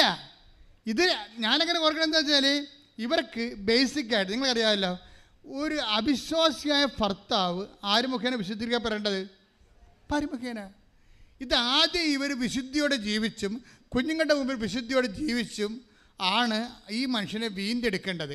കാര്യം ചില ആൾക്കാർക്ക് ഭയങ്കര ചാബല്യമാണ്, ശാരീരിക ചാബല്യം ഭയങ്കരമാണ്. വേറെ കുഴപ്പമൊന്നുമില്ല, ഇങ്ങനെ ഒലിപ്പിച്ച് നോക്കി ഒലിപ്പിച്ചുകൊണ്ടിരിക്കുക, അത്രേ ഉള്ളൂ. വേറെ ഉപദ്രവമൊന്നുമില്ല. അപ്പോൾ നിങ്ങൾ ഓർക്കും ഭയങ്കര പാർട്ടിയാണെന്ന് വിചാരിക്കും. ഒരു പാർട്ടിയോ അല്ല അയാളൊരു ഭീരുവാണ്. അത് നിങ്ങൾക്ക് അതിൻ്റെ ബോധമില്ലാത്തത് കൊണ്ടാണ് ഇവർ എല്ലാം തീർന്നെന്നും പറഞ്ഞുകൊണ്ട് നിങ്ങളെ വിട്ടെന്ന്. നിങ്ങളൊന്നും വിട്ടിട്ടില്ല, ആ പാർട്ടിക്ക് അങ്ങനെ ചാബല്യമുണ്ട്. നിങ്ങളെന്താ ചെയ്യേണ്ടത്? ഇത് അമ്മയെ കളത്തിലിറക്കണം. അമ്മ ഇത് ഞാൻ പിടിച്ച് നിങ്ങൾക്ക് പറ്റുമോ അയാൾ പോണവട്ടെല്ലാം പോകാൻ? ഇല്ല, പറ്റത്തില്ല.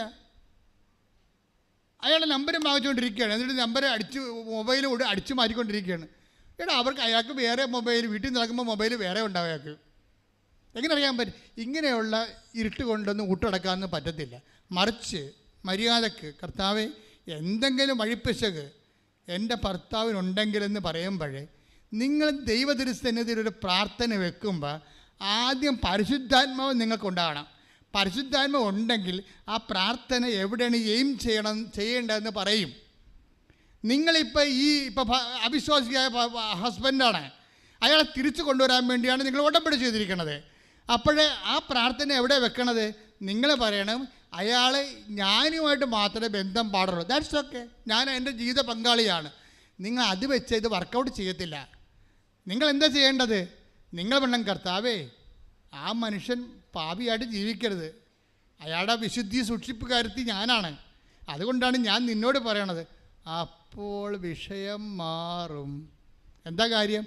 ദൈവത്തിന് ഗുണമുണ്ടാകുന്ന രീതിയിലാണ് നിൻ്റെ കുടുംബ പ്രശ്നങ്ങൾ നീ അവതരിപ്പിച്ചിരിക്കണത്.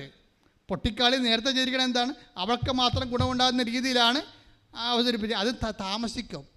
എല്ലാ ഉടമ്പടി വിഷയങ്ങളിലും ഇതുകൊണ്ട് ദൈവത്തിന് എന്താണ് മെച്ചമെന്ന് ഈ ഉപദേശങ്ങൾ കേൾക്കുമ്പോഴുണ്ടാകുന്ന ഗുണം എന്താ അറിയാവോ?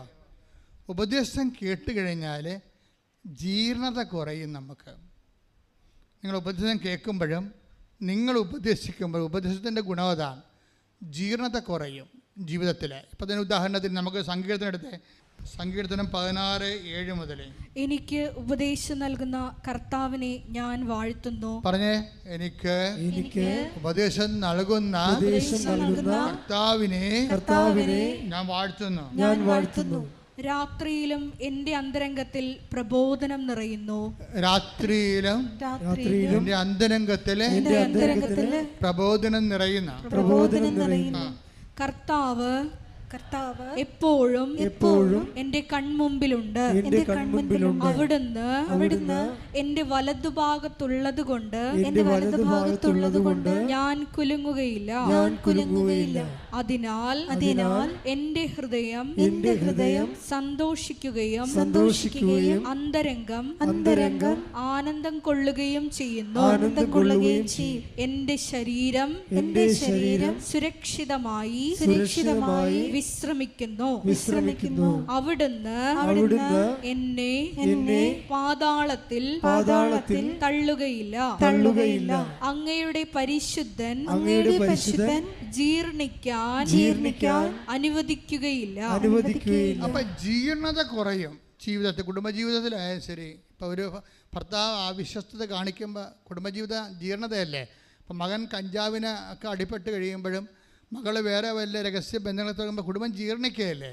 അപ്പോൾ ജീർണത കുറയാനുള്ള ഏറ്റവും നല്ല മാർഗം ഉപദേശങ്ങളാണ്. അതുകൊണ്ടാണ് നിങ്ങൾ ഉടമ്പടി ധ്യാനം കൂടണമെന്ന് പറഞ്ഞതിൻ്റെ കാരണം. ഉടമ്പടി ധ്യാനങ്ങൾ കൂടുകയും വചനങ്ങൾ കേൾക്കുകയും ചെയ്യുമ്പോൾ അത് നിങ്ങൾ വ്യക്തിപരമായ ജീർണതയും കുടുംബപരമായ ജീർണതയും കുറഞ്ഞിരിക്കും. ഇപ്പോൾ ഇനിയിപ്പോൾ നിങ്ങൾ അകപ്പെടാൻ പോകുകയാണെങ്കിൽ പോലും നിങ്ങളുടെ ദൈവം, നിങ്ങളുടെ എന്താ പറയണത്, അവിടുന്ന് എന്നെ പാതാളത്തിൽ തള്ളുകയും. ഇപ്പം നമ്മുടെ ഈ പ്രിയ വയനാട് അവരുടെ സാക്ഷ്യം തന്നെ നോക്കിയേ. അവർ ഇപ്പം ഈ അവരുടെ വീട്ടിൽ, അവരുടെ ഭർത്താവിൻ്റെ വീട്ടിൽ അവർക്ക് തോന്നുന്നതാണോ സത്യമാണോ എന്നറിയത്തില്ല, അവർ ഒറ്റപ്പെടുന്ന പോലെ തോന്നി. ഒറ്റപ്പെടുകയും ചെയ്ത് ഭർത്താവ് ഇവളെ കുറ്റം പറയുകയും ഒഴിവാക്കുകയും ചെയ്ത്. അപ്പോൾ ആ വീട്ടിൽ ആർക്കും അവൾ ഇല്ല. ഇഷ്യൂസായി, കുടുംബത്തിൽ ഇഷ്യൂ ആയി. അവൾ നമ്മളൊരാളെ കെട്ടിച്ച് വിട്ട് അവരുടെ കാര്യം നോക്കി അവർക്ക് മാതാപിതാക്കന്മാരുടെ ചുമട് ഇറക്കി വെക്കണമല്ല. അപ്പോഴാണ് അവർ പണ്ട് അവൾ മാത്രമേ ഉണ്ടാവുള്ളൂ, ഇപ്പോൾ കൊച്ചും കൂടി അവൾ തിരിച്ചു വരികയാണ്. അപ്പോൾ വീട്ടിൽ അസ്വീകാര്യമാകുന്ന അവസ്ഥയാണ് അവൾക്കറിയാം.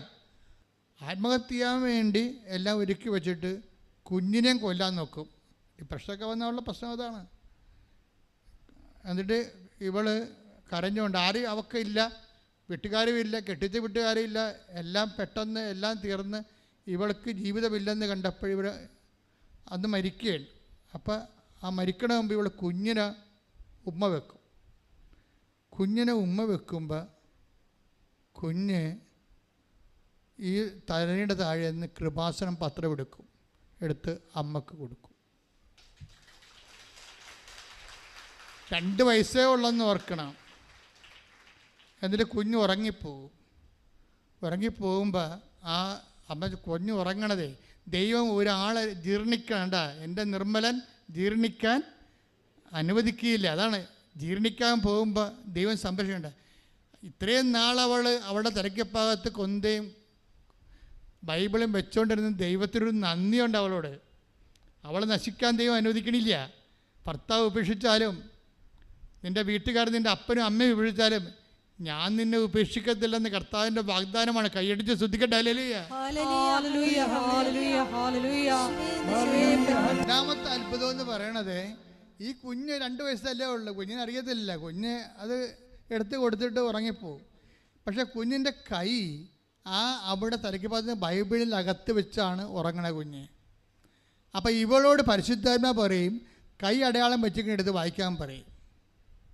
ഉടനെ ഇവൾ കൊതിയോടെ എടുത്തിട്ട് കൈ അടയാളം വെച്ചെടുത്ത് വായിക്കും. അതെന്താണെന്നറിയാമോ? I have carved you out in my palm. അത് ഐസയാണ് 49:15. ഞാൻ നിന്നെ കണ്ടുകൊണ്ടിരിക്കണമെന്ന്. അതാണ് ഞാൻ നിന്നെ കണ്ടുകൊണ്ടിരിക്കണമെന്ന്.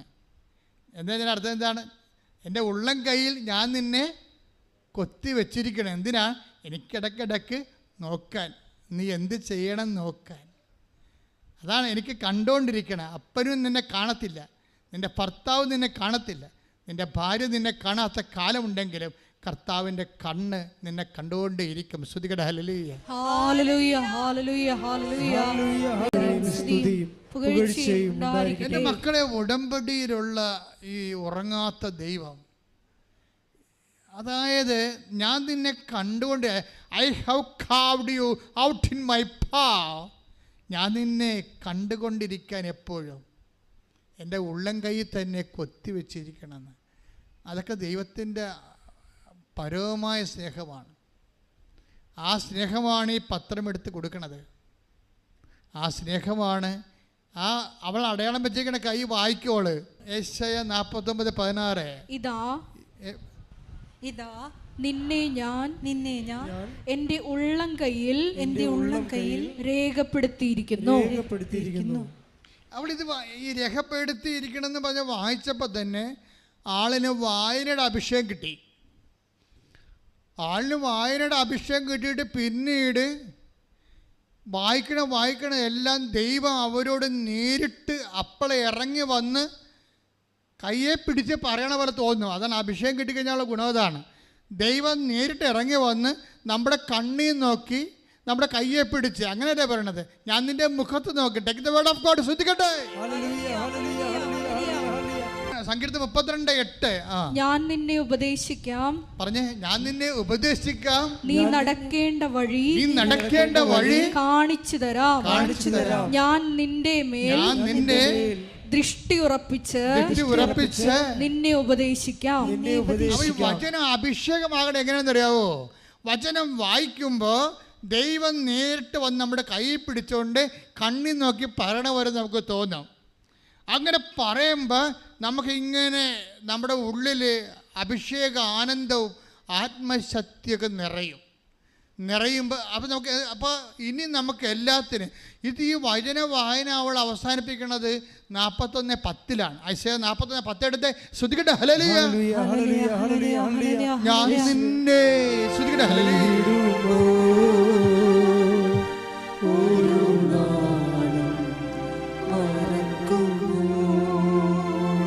ഒരുമിച്ച് പാടുക.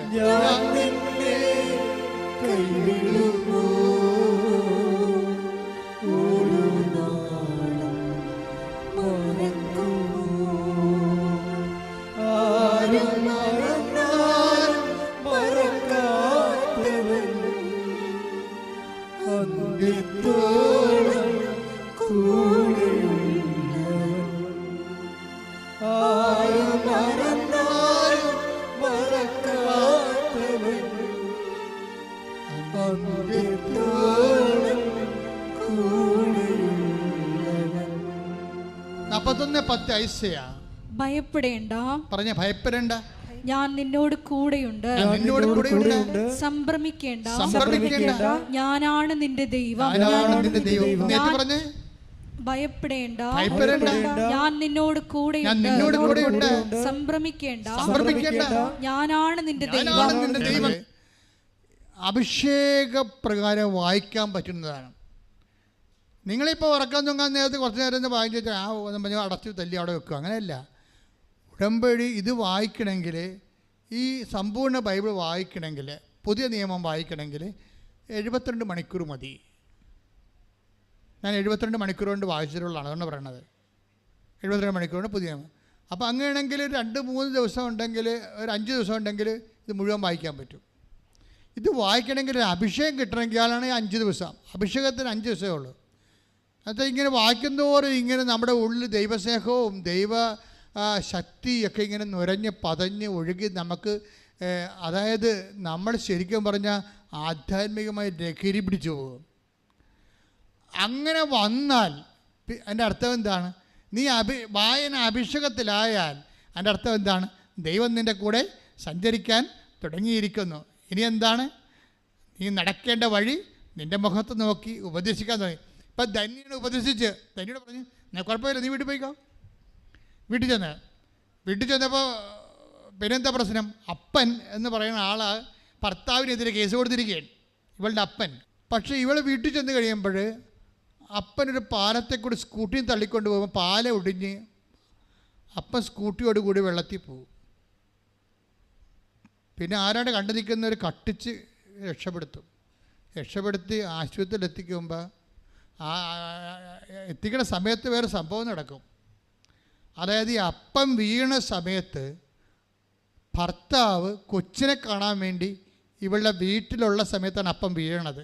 ഇതൊക്കെ ഈ അപ്പനൊക്കെ ഉന്തിത്തള്ളി വീഴിക്കണത് ആരാണ്? ഇതാണ് പ്രശ്നം. ഈ ഭർത്താവ് വീട്ടിൽ വരാറില്ല. ഒരു ദിവസം അയാൾക്ക് തോന്നി കൊച്ചിനെ വന്ന് കാണണമെന്ന്. കൊച്ചിനെ കാണാൻ വേണ്ടി ഭർത്താവ് വീട്ടിൽ വരുമ്പോൾ അപ്പം പാലത്തിൽ നിന്ന് വീഴും. പിന്നെ എന്താ ചെയ്യണത്?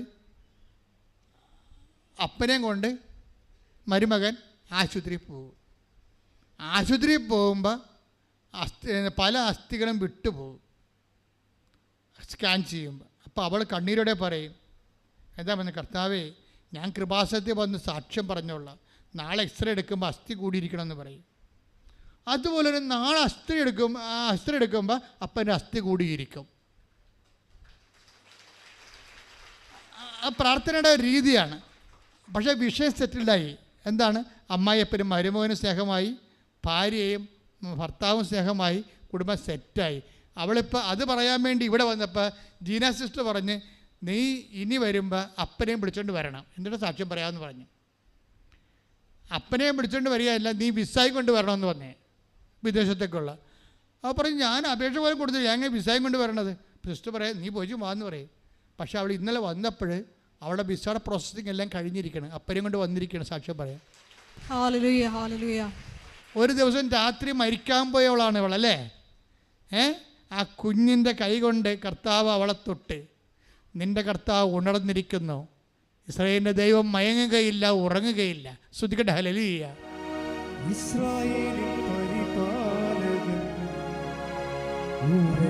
മയങ്ങുകയില്ല, ഉറങ്ങുകയുമില്ല. Praise the Lord. എന്ന് പറഞ്ഞ ഇസ്രായേലിന്റെ പരിപാലകൻ മയങ്ങുകയില്ല,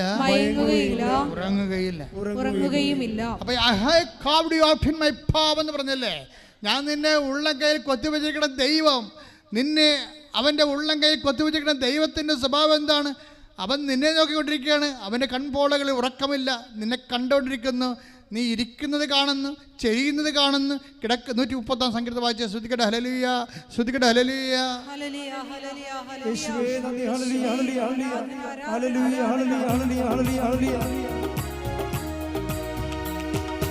ഇസ്രായേലിൻ പരിപാലകൻ ഉറങ്ങില്ല, ഭയമില്ല.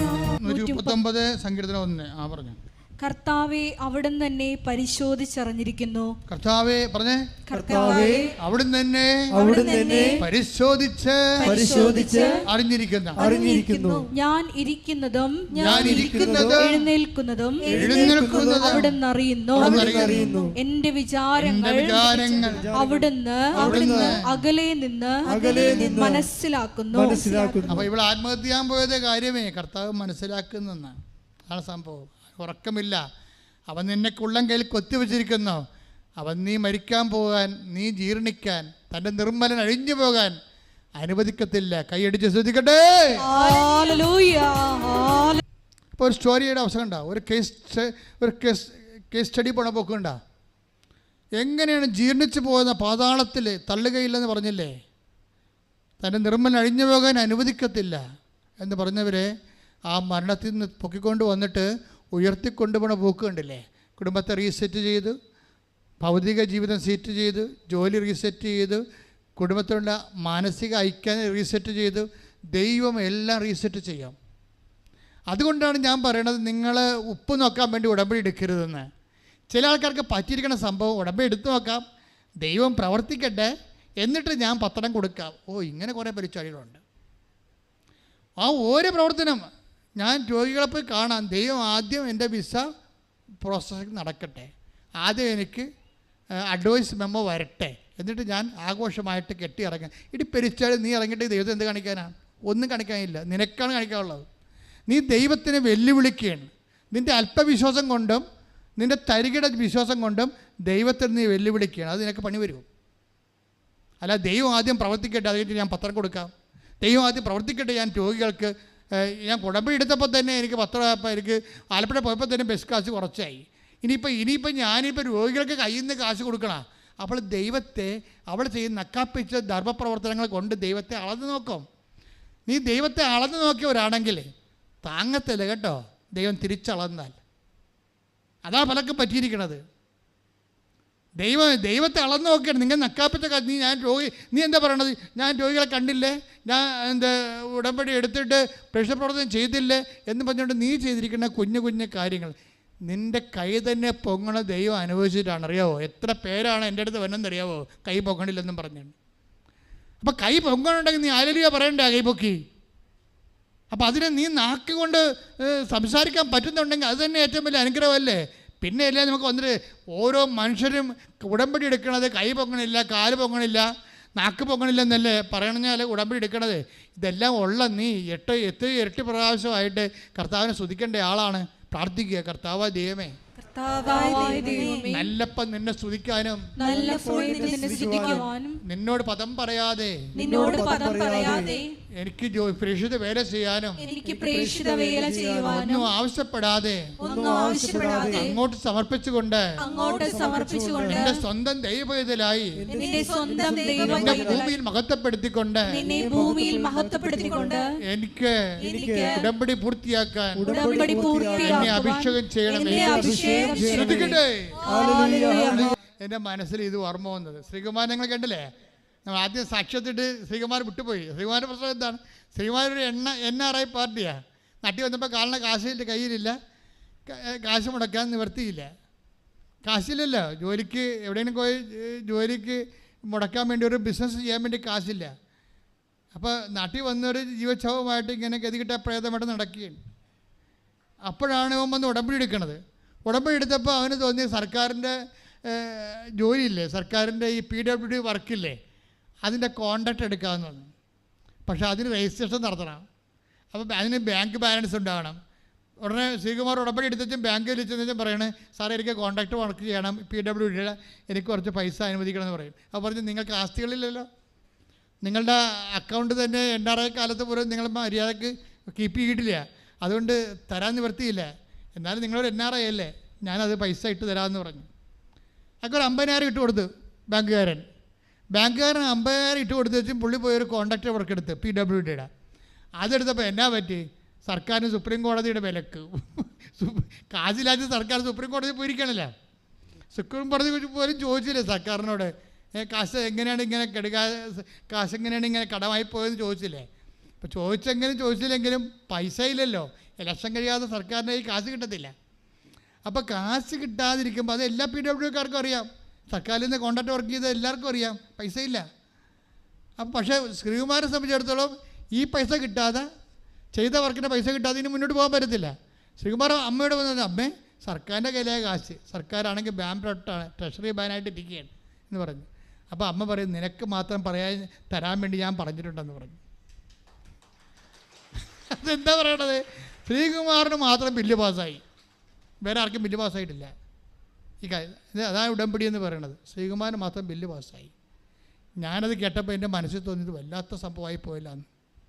അവൻ്റെ എത്രയോ എനിക്കറിയാം, കാര്യം എൻ്റെ അടുത്ത് എല്ലാ PWDക്കാരും വരണതല്ലേ. അപ്പോൾ ഇവനെന്ന് പറയണത് ഞങ്ങളുടെ ഉടമ്പടി ചെയ്തിരിക്കുകയാണ്. അതാണ് ഈ ഉടമ്പടി ചെയ്യുമ്പോഴും ശ്രദ്ധിക്കണം. അതായത് അച്ഛനെ കണ്ട് അങ്ങനെയല്ല. ഇതൊക്കെ എന്ന് പറയുന്നത് അറ്റ കൈയാണ്. ദൈവത്തിൻ്റെ അടുത്താണ് നമ്മൾ മാതാവിൻ്റെ അടുത്ത് വരുമ്പോൾ ദൈവം ഏൽപ്പിച്ച ആളിൻ്റെ അടുത്ത് നിൻ്റെ ഓഹരി ദൈവത്തോട് ചോദിക്കുമ്പോൾ ദൈവം നിന്നോട് എന്താ പറയണത്? അത് അമ്മയെ ഏൽപ്പിച്ചിട്ട് പറയും. ഈ വീഞ്ഞും ഒക്കെ ഇല്ലാത്തപ്പോഴൊക്കെ ഉണ്ടാക്കണതും, ഭക്ഷണം ഇല്ലാത്തപ്പോൾ ഉണ്ടാക്കണതും, ജോലി ഇല്ലാത്തപ്പോൾ ഉണ്ടാക്കണതൊക്കെ അമ്മയുടെ ഡിപ്പാർട്ട്മെൻറ്റാണ്, അമ്മ ഏൽപ്പിച്ചിട്ടുണ്ടെന്നറിയാം. നീ ബൈബിളിൽ വചനമല്ലേ വായിക്കണമെന്ന് ചോദിക്കുമോ? അപ്പോൾ നീ ഉടമ്പടിയല്ലേ എടുത്തിരിക്കണത്. അപ്പോൾ ശ്രീകുമാർ വന്ന് അമ്മയോട് പറയും, എൻ്റെ ബില്ല് പാസ്സായില്ലേ? ആർക്കും പാസ്സായിട്ടില്ല, പക്ഷേ എന്ന് പറഞ്ഞിട്ട് എന്ത് ചെയ്യും? എൻ്റെ കടക്കാരിലേക്ക് മുന്നോട്ട് പോകാൻ പറ്റണില്ലെന്ന് പറയുമ്പോൾ അവൻ്റെ ബില്ല് അങ്ങോട്ട് പാസ്സാക്കി കൊടുക്കും. നമ്മളെന്ന പ്രശ്നത്തിൽ നമ്മൾ ഉടമ്പടി എടുക്കുമ്പോൾ തന്നെ ഓർക്കുക, ഇതുപോലെ ശ്രീകുമാരന്മാരൊക്കെ നമ്മുടെ കൂടെ ഉണ്ടെങ്കിൽ അവന്മാരെ അനുഗ്രഹം അടിച്ചു മാറ്റും. എന്താ കാര്യം വെച്ച് കഴിഞ്ഞാൽ അവരത് അതിൻ്റെ കുറിഞ്ഞിക്കാണ് തീ കൊടുക്കണത്. അവർക്ക് കമ്മ്യൂണിക്കേഷൻ ഉണ്ട് ദൈവമായിട്ട്. ഇവിടെ നീ ക്രിസ്ത്യാനിയാണോ അല്ലെങ്കിൽ ക്രിസ്ത്യാനി അല്ലേ എന്നല്ല പ്രശ്നം. ഉടമ്പടി നീ എന്താ ഇൻവെസ്റ്റ് ചെയ്തിരിക്കണമെന്നാണ് പ്രശ്നം. ദൈവം സത്യസന്ധനായതുകൊണ്ട് ദൈവം ജാതി മതം നോക്കത്തില്ല. അവന് വിശ്വാസമുണ്ടോ, ദൈവസ്നേഹമുണ്ടോ, അവൻ്റെ ഉടമ്പടി ഓക്കെ ആണോ എന്ന് നോക്കും. അപ്പോൾ അവിടെ അങ്ങോട്ട് ശരിയിട്ട് കൊടുക്കും. അതെല്ലാവരും മനസ്സിലാക്കണം. അതായത് ഉടമ്പടി ചെയ്യുമ്പോൾ സത്യസന്ധമായിരിക്കണം, കറക്റ്റായിരിക്കണം. പ്രാർത്ഥന പോലും ഒരു സ്നേഹത്തിൻ്റെ ബേസിലായിരിക്കണം പ്രാർത്ഥിക്കേണ്ടത്. ഒരു സ്നേഹത്തിൻ്റെ ബേസിൽ ദൈവത്തിൻ്റെ മുമ്പിൽ വരുമ്പോൾ അപ്പം നമുക്കത് മനസ്സിലാകും. പ്രാർത്ഥന കഴിയുമ്പോൾ നിനക്ക് മനസ്സിലാകണം ദൈവം സ്നേഹമാണെന്ന്. അപ്പോഴാണ് പ്രാർത്ഥന നീ ചെയ്തത് പ്രാർത്ഥനയാണോ എന്ന് നമുക്ക് നിനക്ക് മനസ്സിലാകണം. ഒരു പ്രാർത്ഥന കഴിയുമ്പോൾ നിൻ്റെ മനസ്സിൽ മനസ്സിലാക്കണം ദൈവം സ്നേഹമാണെന്ന്. അപ്പോഴാണ് നിൻ്റെ പ്രാർത്ഥനയാണോ എന്ന് ദൈവം മനസ്സിലാക്കുന്നത്. അതാണ് ഇത്. കാരണം സ്നേഹത്തിലേ പ്രാർത്ഥിക്കാൻ പറ്റത്തുള്ളൂ. അല്ല താത്വികവുമായിട്ടും സാങ്കേതികമായിട്ടും ഡിമാൻഡ് വെച്ച് നമുക്കൊന്നും ചെയ്യാൻ പറ്റത്തില്ല. അപ്പം അതുകൊണ്ട് ഈ വിഷയത്തിൽ കുറച്ച് നമ്മൾ സൂക്ഷ്മത ഉണ്ടാകണത് നല്ലതാണ്. ഞാനെന്താ ശ്രീകുമാരൻ്റെ സാക്ഷ്യം കേട്ടപ്പോഴേ അത് കാര്യം അവന് ബില്ല് പാസ്സാക്കാൻ കാരണം എന്താണെന്നറിയാവോ? രാജാക്കന്മാരെ കൊണ്ട് വളർത്തുമെന്ന് ദൈവം പറഞ്ഞിട്ടുണ്ട്. സർക്കാരിനെ കൊണ്ട് നമ്മളെ വളർത്തുമെന്നേ. അത് ഉടമ്പടിയിലുള്ളതാണ്. യെശയ്യാ 49:23. യെശയ്യാ 49:23. രാജാക്കന്മാർ നിന്റെ വളർത്തുപിതാക്കന്മാരും സർക്കാരും നിന്റെ വളർത്തുപിതാക്കന്മാരും രാജ്ഞിമാർ വളർത്തമ്മമാരും ആയിരിക്കും. അതാണ് സർക്കാരുമായിട്ടുള്ള ബന്ധത്തിൽ പോലും നിന്നെ വളർത്താനുള്ള നടപടിക്രമങ്ങൾ ദൈവം. മക്കളെ കൈകൾ നെഞ്ചത്ത് വെക്കുക. ഓൺലൈനിലുള്ളവർ കൈ നെഞ്ചത്ത് വെക്കുക. അച്ഛൻ ഈശോനാമത്തിൽ അമ്മയുടെ മധ്യസ്ഥതയിൽ പ്രാർത്ഥിക്കാൻ തുടങ്ങുന്നു. കർത്താവിൻ്റെ അടിപ്പിടേണ്ട വൈദ്യാഘാതം പോലെ ദൈവികമായ ശക്തി നിങ്ങൾക്ക് ആവശ്യത്തെ കൊണ്ട് ആന്തരികവും ബാഹ്യവുമായ സൗഖ്യം നൽകുന്ന ദൈവിക നിമിഷങ്ങൾക്കായി സ്തുതിക്കട്ടെ. ഹല്ലേലൂയ. കർത്താവിൻ്റെ ഉന്നതമായ നാമത്തിനെ സ്വസ്ഥം ചെയ്യുന്നു. കർത്താവേ, നിന്റെ വിശുദ്ധ പൗരോഹിത്യത്തെ മഹത്വപ്പെടുത്തണമേ. കർത്താവേ, സഭയിലുള്ള സാന്നിധ്യം പ്രകടമാക്കണമേ. അമ്മേ, പരിശുദ്ധമേ, ദേവമാതാവേ, കൃപാസാൽത്താരെ ജീവനോടെ പ്രത്യക്ഷപ്പെട്ട പരിശുദ്ധ അമ്മയുടെ മാധ്യസ്ഥത്തിൽ ഈ ആൾത്താറയിൽ നടന്ന 10,000-കണക്കിന് ആരാധനയുടെ ശക്തിയാൽ മാർഗരോഗങ്ങൾ, തീരവേദികൾ, ജീവദുരിതങ്ങൾ, ഉച്ച മുതൽ ഉള്ളംകാല് വരെ എല്ലാ കോശങ്ങളും പേശികളും സന്ധിബന്ധങ്ങളും മാംസപേശികളും രക്തഞരമ്പുകളിലും ആന്തരിക കോശങ്ങളും എല്ലാം യേശു ക്രിസ്തുവിന്റെ നാമത്തിൽ സൗഖ്യം പ്രാപിക്കട്ടെ. ശ്രുതിക്കട്ടെ. എല്ലാ രോഗങ്ങളും സുഖപ്പെട്ടുകൊണ്ട് ഈ ആരാധനയിലൂടെ അങ്ങയുടെ നാമത്തെ വീണ്ടും വീണ്ടും മഹത്വപ്പെടുത്തണമേ. Hallelujah, hallelujah.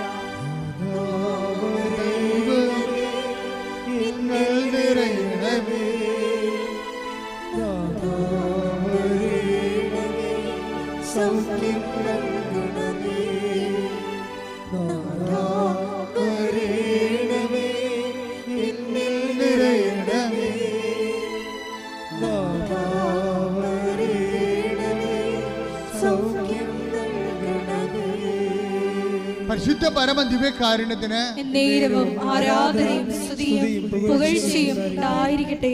എൻ്റെ പ്രിയപ്പെട്ടവരെ, വീണ്ടും ശാരീരിക രോഗങ്ങളുടെ മേലും കർത്താവ് ആധിപത്യം പ്രഖ്യാപിക്കുന്ന സമയമാണ്. നിൻ്റെ രോഗങ്ങളുള്ള സ്ഥലങ്ങളെല്ലാം ഞാൻ കൈവച്ച് പ്രാർത്ഥിക്കാം. ഒന്നിലേറെ രോഗങ്ങളുണ്ടെങ്കിൽ കൈ മാറ്റി മാറ്റി വെച്ച് പ്രാർത്ഥിക്കാം. അച്ഛൻ പ്രാർത്ഥിക്കുന്ന സമയത്ത് കർത്താവിൻ്റെ കണ്ണ് നിന്നെ ആവശ്യിക്കുന്ന സമയമാണ്. അമ്മമാതാവിൻ്റെ കൃപാസനാക്കുന്ന ഓരോ സൗഖ്യവും അമ്മമാതാവിൻ്റെ പ്രത്യക്ഷീകരണത്തിന് സ്ഥിരീകരണത്തിൻ്റെ സ്വർഗീയ അടയാളമാണെന്നുള്ള ബോധ്യത്തിൽ ശ്രദ്ധിക്കട്ടെ, ശ്രദ്ധിക്കട്ടെ, ശ്രദ്ധിക്കട്ടെ. എൻ്റെ കർത്താവേ, നിന്റെ ഉന്നതമായ നാമത്തിന് സ്വന്തം ചെയ്യുന്നു. എൻ്റെ കർത്താവേ, നിന്റെ വിശുദ്ധ പൗരോഹിത്യത്തെ മഹത്വപ്പെടുത്തണമേ. എൻ്റെ കർത്താവേ, ഞാൻ ഈ വർഷങ്ങളെ അടുപ്പിച്ചിട്ടുള്ള എല്ലാ ദിവ്യബലികളെയും ആരാധന നീ ഓർക്കണമേ. എൻ്റെ കർത്താവേ, ഇവിടുന്ന് ആശ്വാസം പ്രാപിച്ചു പോയിട്ടുള്ളവരെ, ഇവിടുന്ന് വിശുദ്ധീകരിച്ച് പോയിട്ടുള്ളവരെ കർത്താവേ, ഞങ്ങളുടെ സ്വർഗീയ ആസ്തികളെ കർത്താവേ നീ ഓർക്കണമെന്ന് പ്രാർത്ഥിക്കുന്നു. എൻ്റെ കർത്താവേ, നിന്റെ വിശുദ്ധ രക്തം കർത്താവേ ഇപ്പോൾ ഓൺലൈനിലും തീർത്ഥാടനത്തിലും പ്രാർത്ഥിക്കുന്ന മക്കളുടെ മേൽ ശിരസിലൊക്കെ തളിക്കണമെന്ന് പ്രാർത്ഥിക്കുന്നു. കൊശങ്ങൾ, പെശികൾ, ഞരമ്പുകൾ, ഓട്ടിസം രോഗങ്ങൾ, അത് അപസ്മ രോഗങ്ങൾ, RSS രോഗങ്ങൾ, PCOD രോഗങ്ങൾ, കർത്താവേ വാതരോഗങ്ങൾ യേശുവിൻ്റെ നാമത്തിൽ സൗഖ്യമാകട്ടെ. മക്കളില്ലാത്തവരെ ഈശോയെ ഗർഭത്തിൽ മക്കൾ മരിച്ചു പോകുന്ന അവസ്ഥയുള്ള ഉദരങ്ങൾക്ക് വിശുദ്ധമായ രക്തത്തെ കഴുകണമെന്ന് പ്രാർത്ഥിക്കുന്നു. ശ്വാസകോശങ്ങൾ കഴുകണമേ. ഹൃദയത്തിൽ ബ്ലോക്കുള്ളവരെയും ഹൃദയത്തെ അസുഖങ്ങളെ ഗുരുതരമായ സങ്കടങ്ങൾ അനുഭവിക്കുന്നവരെ അങ്ങിപ്പോൾ ഓർക്കണമേ എന്ന് പ്രാർത്ഥിക്കുന്നു. കർത്താവേ, നിന്റെ ആണിപ്രധാന പറഞ്ഞു കടത്താൽ ഹൃദയത്തെയും കരളിനെയും സ്പർശിക്കണമേ. കർത്താവെ, പാങ്ക്രിയാസിനെ സ്പർശിക്കണമേ, തൈരോയിഡിനെ സ്പർശിക്കണമേ, സ്പോണ്ടിലോസിനെ സ്പർശിക്കണമേ. എല്ലാ ഗ്രന്ഥികളും, എല്ലാ പേശികളും, എല്ലാ കുടലുകളും, എല്ലാ ആമാശയങ്ങളും യേശു ക്രിസ്തുവിന്റെ നാമത്തിൽ സൗഖ്യപ്പെടട്ടെ. എല്ലാ രോഗങ്ങളും സുഖപ്പെട്ടുകൊണ്ട് ഈശോയെ അങ്ങയുടെ നാമത്തെ ഈ ആരാധനയിലൂടെ വീണ്ടും വീണ്ടും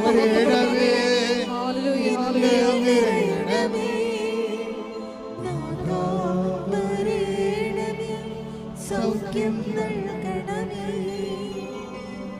നാഥാ വരേണമേ, എന്നിൽ നിറയണമേ. നാഥാ വരേണമേ, സൗഖ്യം നൽകണമേ. മക്കളെ കൈ നെഞ്ചത്ത് പിണച്ചു വെക്കുക. ജോലിയില്ലാത്തവരെ അവർക്ക് വേണ്ടി പ്രാർത്ഥിക്കുന്ന സമയമാണ്. ജോലിയില്ലാത്തവർ, വീടില്ലാത്തവർ, വഴിയില്ലാത്തവർ,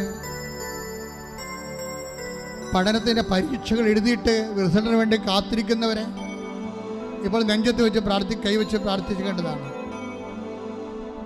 പലതരം വിസ പ്രോസസ്സിങ്ങിനുള്ള ഇരിക്കുന്നവരും പ്രാർത്ഥിക്കേണ്ട സമയമാണ്.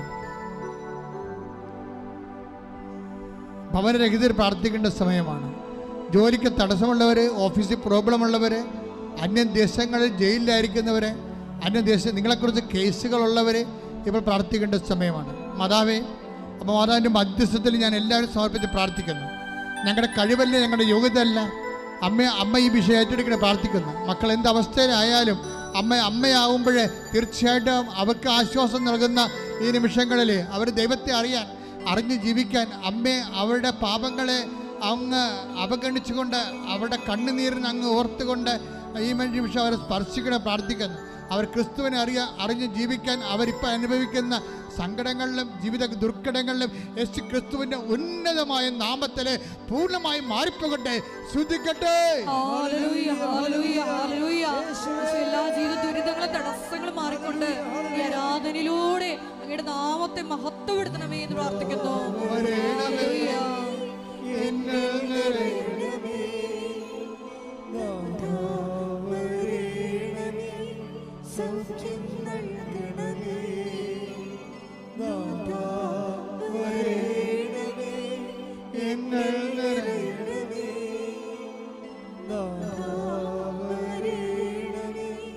സൗഖ്യം നൽകണമേ.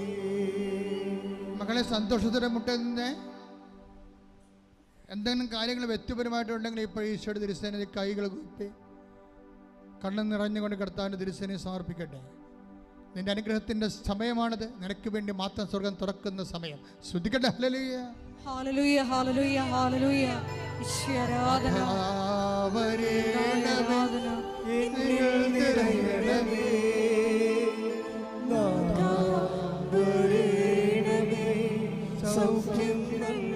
ഒരുമിച്ച് എല്ലാവരും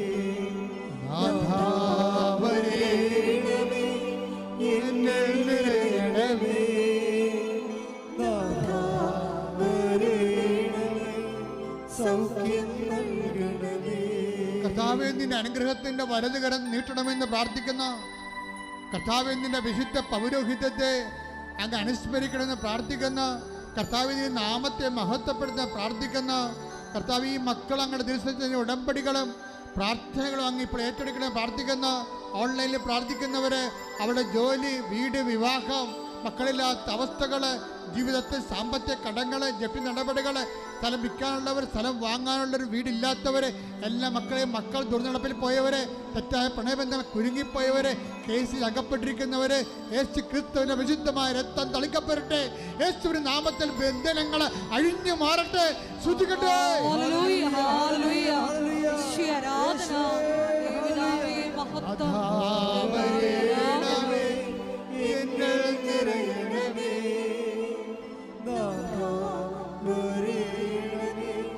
സൗഖ്യം നൽകണമേ.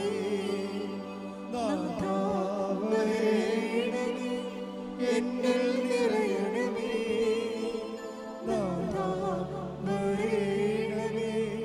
സൗഖ്യം നൽകണമേ. കണ്ണുകളടച്ച് മൗനമായി വീണ്ടും പ്രാർത്ഥിക്കുക. ഉടമ്പടി വിഷയങ്ങൾ അനുസ്മരിച്ചുകൊണ്ട് പ്രാർത്ഥിക്കുക. ഓൺലൈനിലുള്ളവർ പ്രാർത്ഥിക്കുക. അച്ഛന് വേണ്ടി കൃപാസനത്തിൻ്റെ ശുശ്രൂഷകൾക്ക് വേണ്ടി പ്രാർത്ഥിക്കുക. കൃപാസനത്തിൽ വന്നിറങ്ങുന്നവരെല്ലാം അപകടമില്ലാതെ പോകാൻ, സ്വസ്ഥവും സമാധാനം സുരക്ഷിതമായിട്ട് പോകാൻ വേണ്ടി പ്രാർത്ഥിക്കുക. ഈ ആഴ്ചത്തെ യാത്രകൾ, നിങ്ങളുടെ യാത്രകളെ സംബന്ധിച്ച് പ്രാർത്ഥിക്കുക. നിങ്ങളുടെ സംരംഭങ്ങളെ സംബന്ധിച്ച് പ്രാർത്ഥിക്കുക. നിങ്ങൾ കണ്ടുമുട്ടുന്ന വ്യക്തികൾ, ഇടപെടുന്ന സ്ഥാപനങ്ങളെ സംബന്ധിച്ച് പ്രാർത്ഥിക്കുക. എഴുതുന്ന പരീക്ഷകളെ സംബന്ധിച്ച് പ്രാർത്ഥിക്കുക. പഠിക്കുന്ന വിഷയങ്ങൾ, പ്രമാണങ്ങൾ, പട്ടയങ്ങൾ, എന്തെല്ലാം വിഷയങ്ങൾക്ക് നിന്ന് അപേക്ഷകൾ പൂരിപ്പിക്കുന്നുവോ അതെല്ലാം പരിശുദ്ധാത്മ നിറയാൻ വേണ്ടി പ്രാർത്ഥിക്കുക. വ്യത്യസ്തങ്ങളായ ഡേറ്റുകൾ, നിങ്ങൾ കാത്തിരിക്കുന്ന ഡേറ്റുകൾ, ചെയ്യാൻ പോകുന്ന ഡേറ്റുകൾ, യാത്രയുടെ ഡേറ്റുകൾ സമയത്തിൻ്റെ അധിപതിയായ മാതാവിൻ്റെ മധ്യസ്ഥതയ്ക്ക് വേണ്ടി സമർപ്പിക്കട്ടെ. ശ്രുതികട്ടെ, ശ്രുതികട്ടെ, ശ്രുതികട്ടെ. Hallelujah, hallelujah, hallelujah, hallelujah. ആരാധന. നാഥാ വരേണമേ, എന്നിൽ നിറയണമേ. നാഥാ വരേണമേ, സൗഖ്യം നൽകണമേ. നാഥാ വരേണമേ, എന്നിൽ നിറയണമേ. നാഥാ വരേണമേ, സൗഖ്യം നൽകണമേ. ജോലിയില്ലാത്തവർ, ഭാര്യ പിരിഞ്ഞുപോയവർ, ഭർത്താവ് പിരിഞ്ഞുപോയവർ, തിരിച്ചു വരണമെന്ന് ആഗ്രഹിക്കുന്നവരെ, മക്കളുടെ വിഷമങ്ങൾ കാരണം ജീവിതം തന്നെ തീർന്നെന്ന് ചിന്തിച്ച് വിഷമിക്കുന്നവരെ അവരെല്ലാം സ്പർശിക്കണമെന്ന് പ്രാർത്ഥിക്കുന്ന കർത്താവ്. അന്യനാടുകളിൽ നിന്ന് ഈ ആഴ്ചയിൽ തിരിച്ചു വരുന്നവരെ ഞങ്ങൾ സമർപ്പിക്കുന്നു. അവിടെ യാത്രയെ സംബന്ധിച്ച് പ്രാർത്ഥിക്കുന്നു. ഈ ആഴ്ചയിൽ തിരിച്ചു പോകാനിരിക്കുന്നവരെ സംബന്ധിച്ച് പ്രാർത്ഥിക്കുന്നു. ആഴ്ചയിൽ നടക്കുന്ന വിവാഹങ്ങളെ സംബന്ധിച്ച് പ്രാർത്ഥിക്കുന്നു. ആദ്യ കുർബാനകളെ സംബന്ധിച്ച് പ്രാർത്ഥിക്കുന്നു. മനസ്സമ്മതങ്ങളെ സംബന്ധിച്ച് പ്രാർത്ഥിക്കുന്നു. ആശുപത്രി രോഗികളെ സംബന്ധിച്ച് പ്രാർത്ഥിക്കുന്നു. ഓപ്പറേഷനെ സംബന്ധിച്ച് പ്രാർത്ഥിക്കുന്നു. എല്ലായിടത്തും പരിശുദ്ധ അമ്മയുടെ സാന്നിധ്യം ഉണ്ടാകാൻ വേണ്ടി നിറഞ്ഞു ശ്രദ്ധിക്കട്ടെ. Hallelujah, hallelujah, hallelujah. യേശുവേ നന്ദി.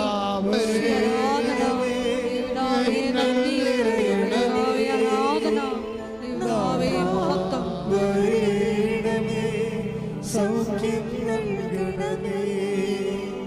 നാഥാ വരേണമേ, എന്നിൽ നിറയണമേ.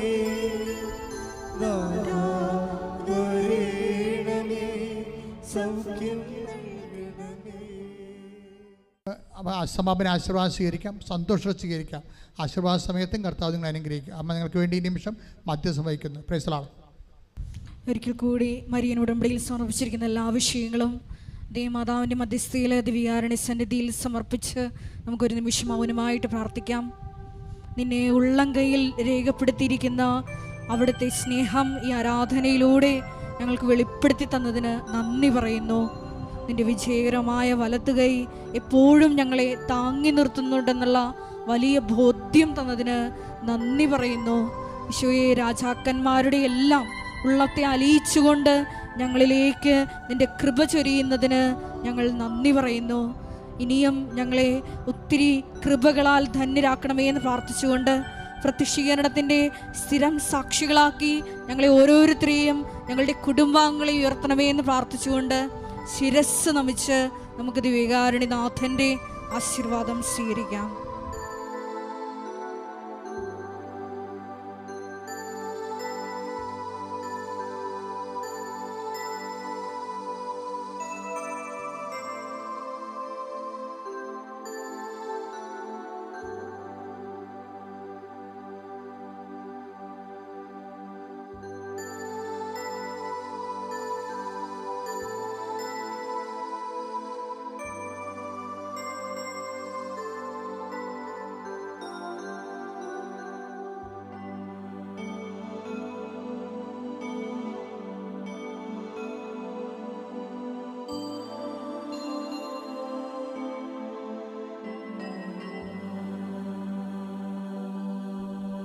പരിശുദ്ധ പരമമാ ദിവ്യകാരുണ്യമേ, എന്നുമെന്നും അങ്ങേയ്ക്കാരാധന. പരിശുദ്ധ പരമമാ ദിവ്യകാരുണ്യമേ, എന്നുമെന്നും അങ്ങേയ്ക്കാരാധന.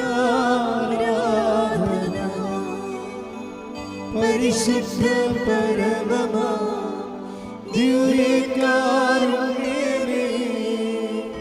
എന്നുമെന്നും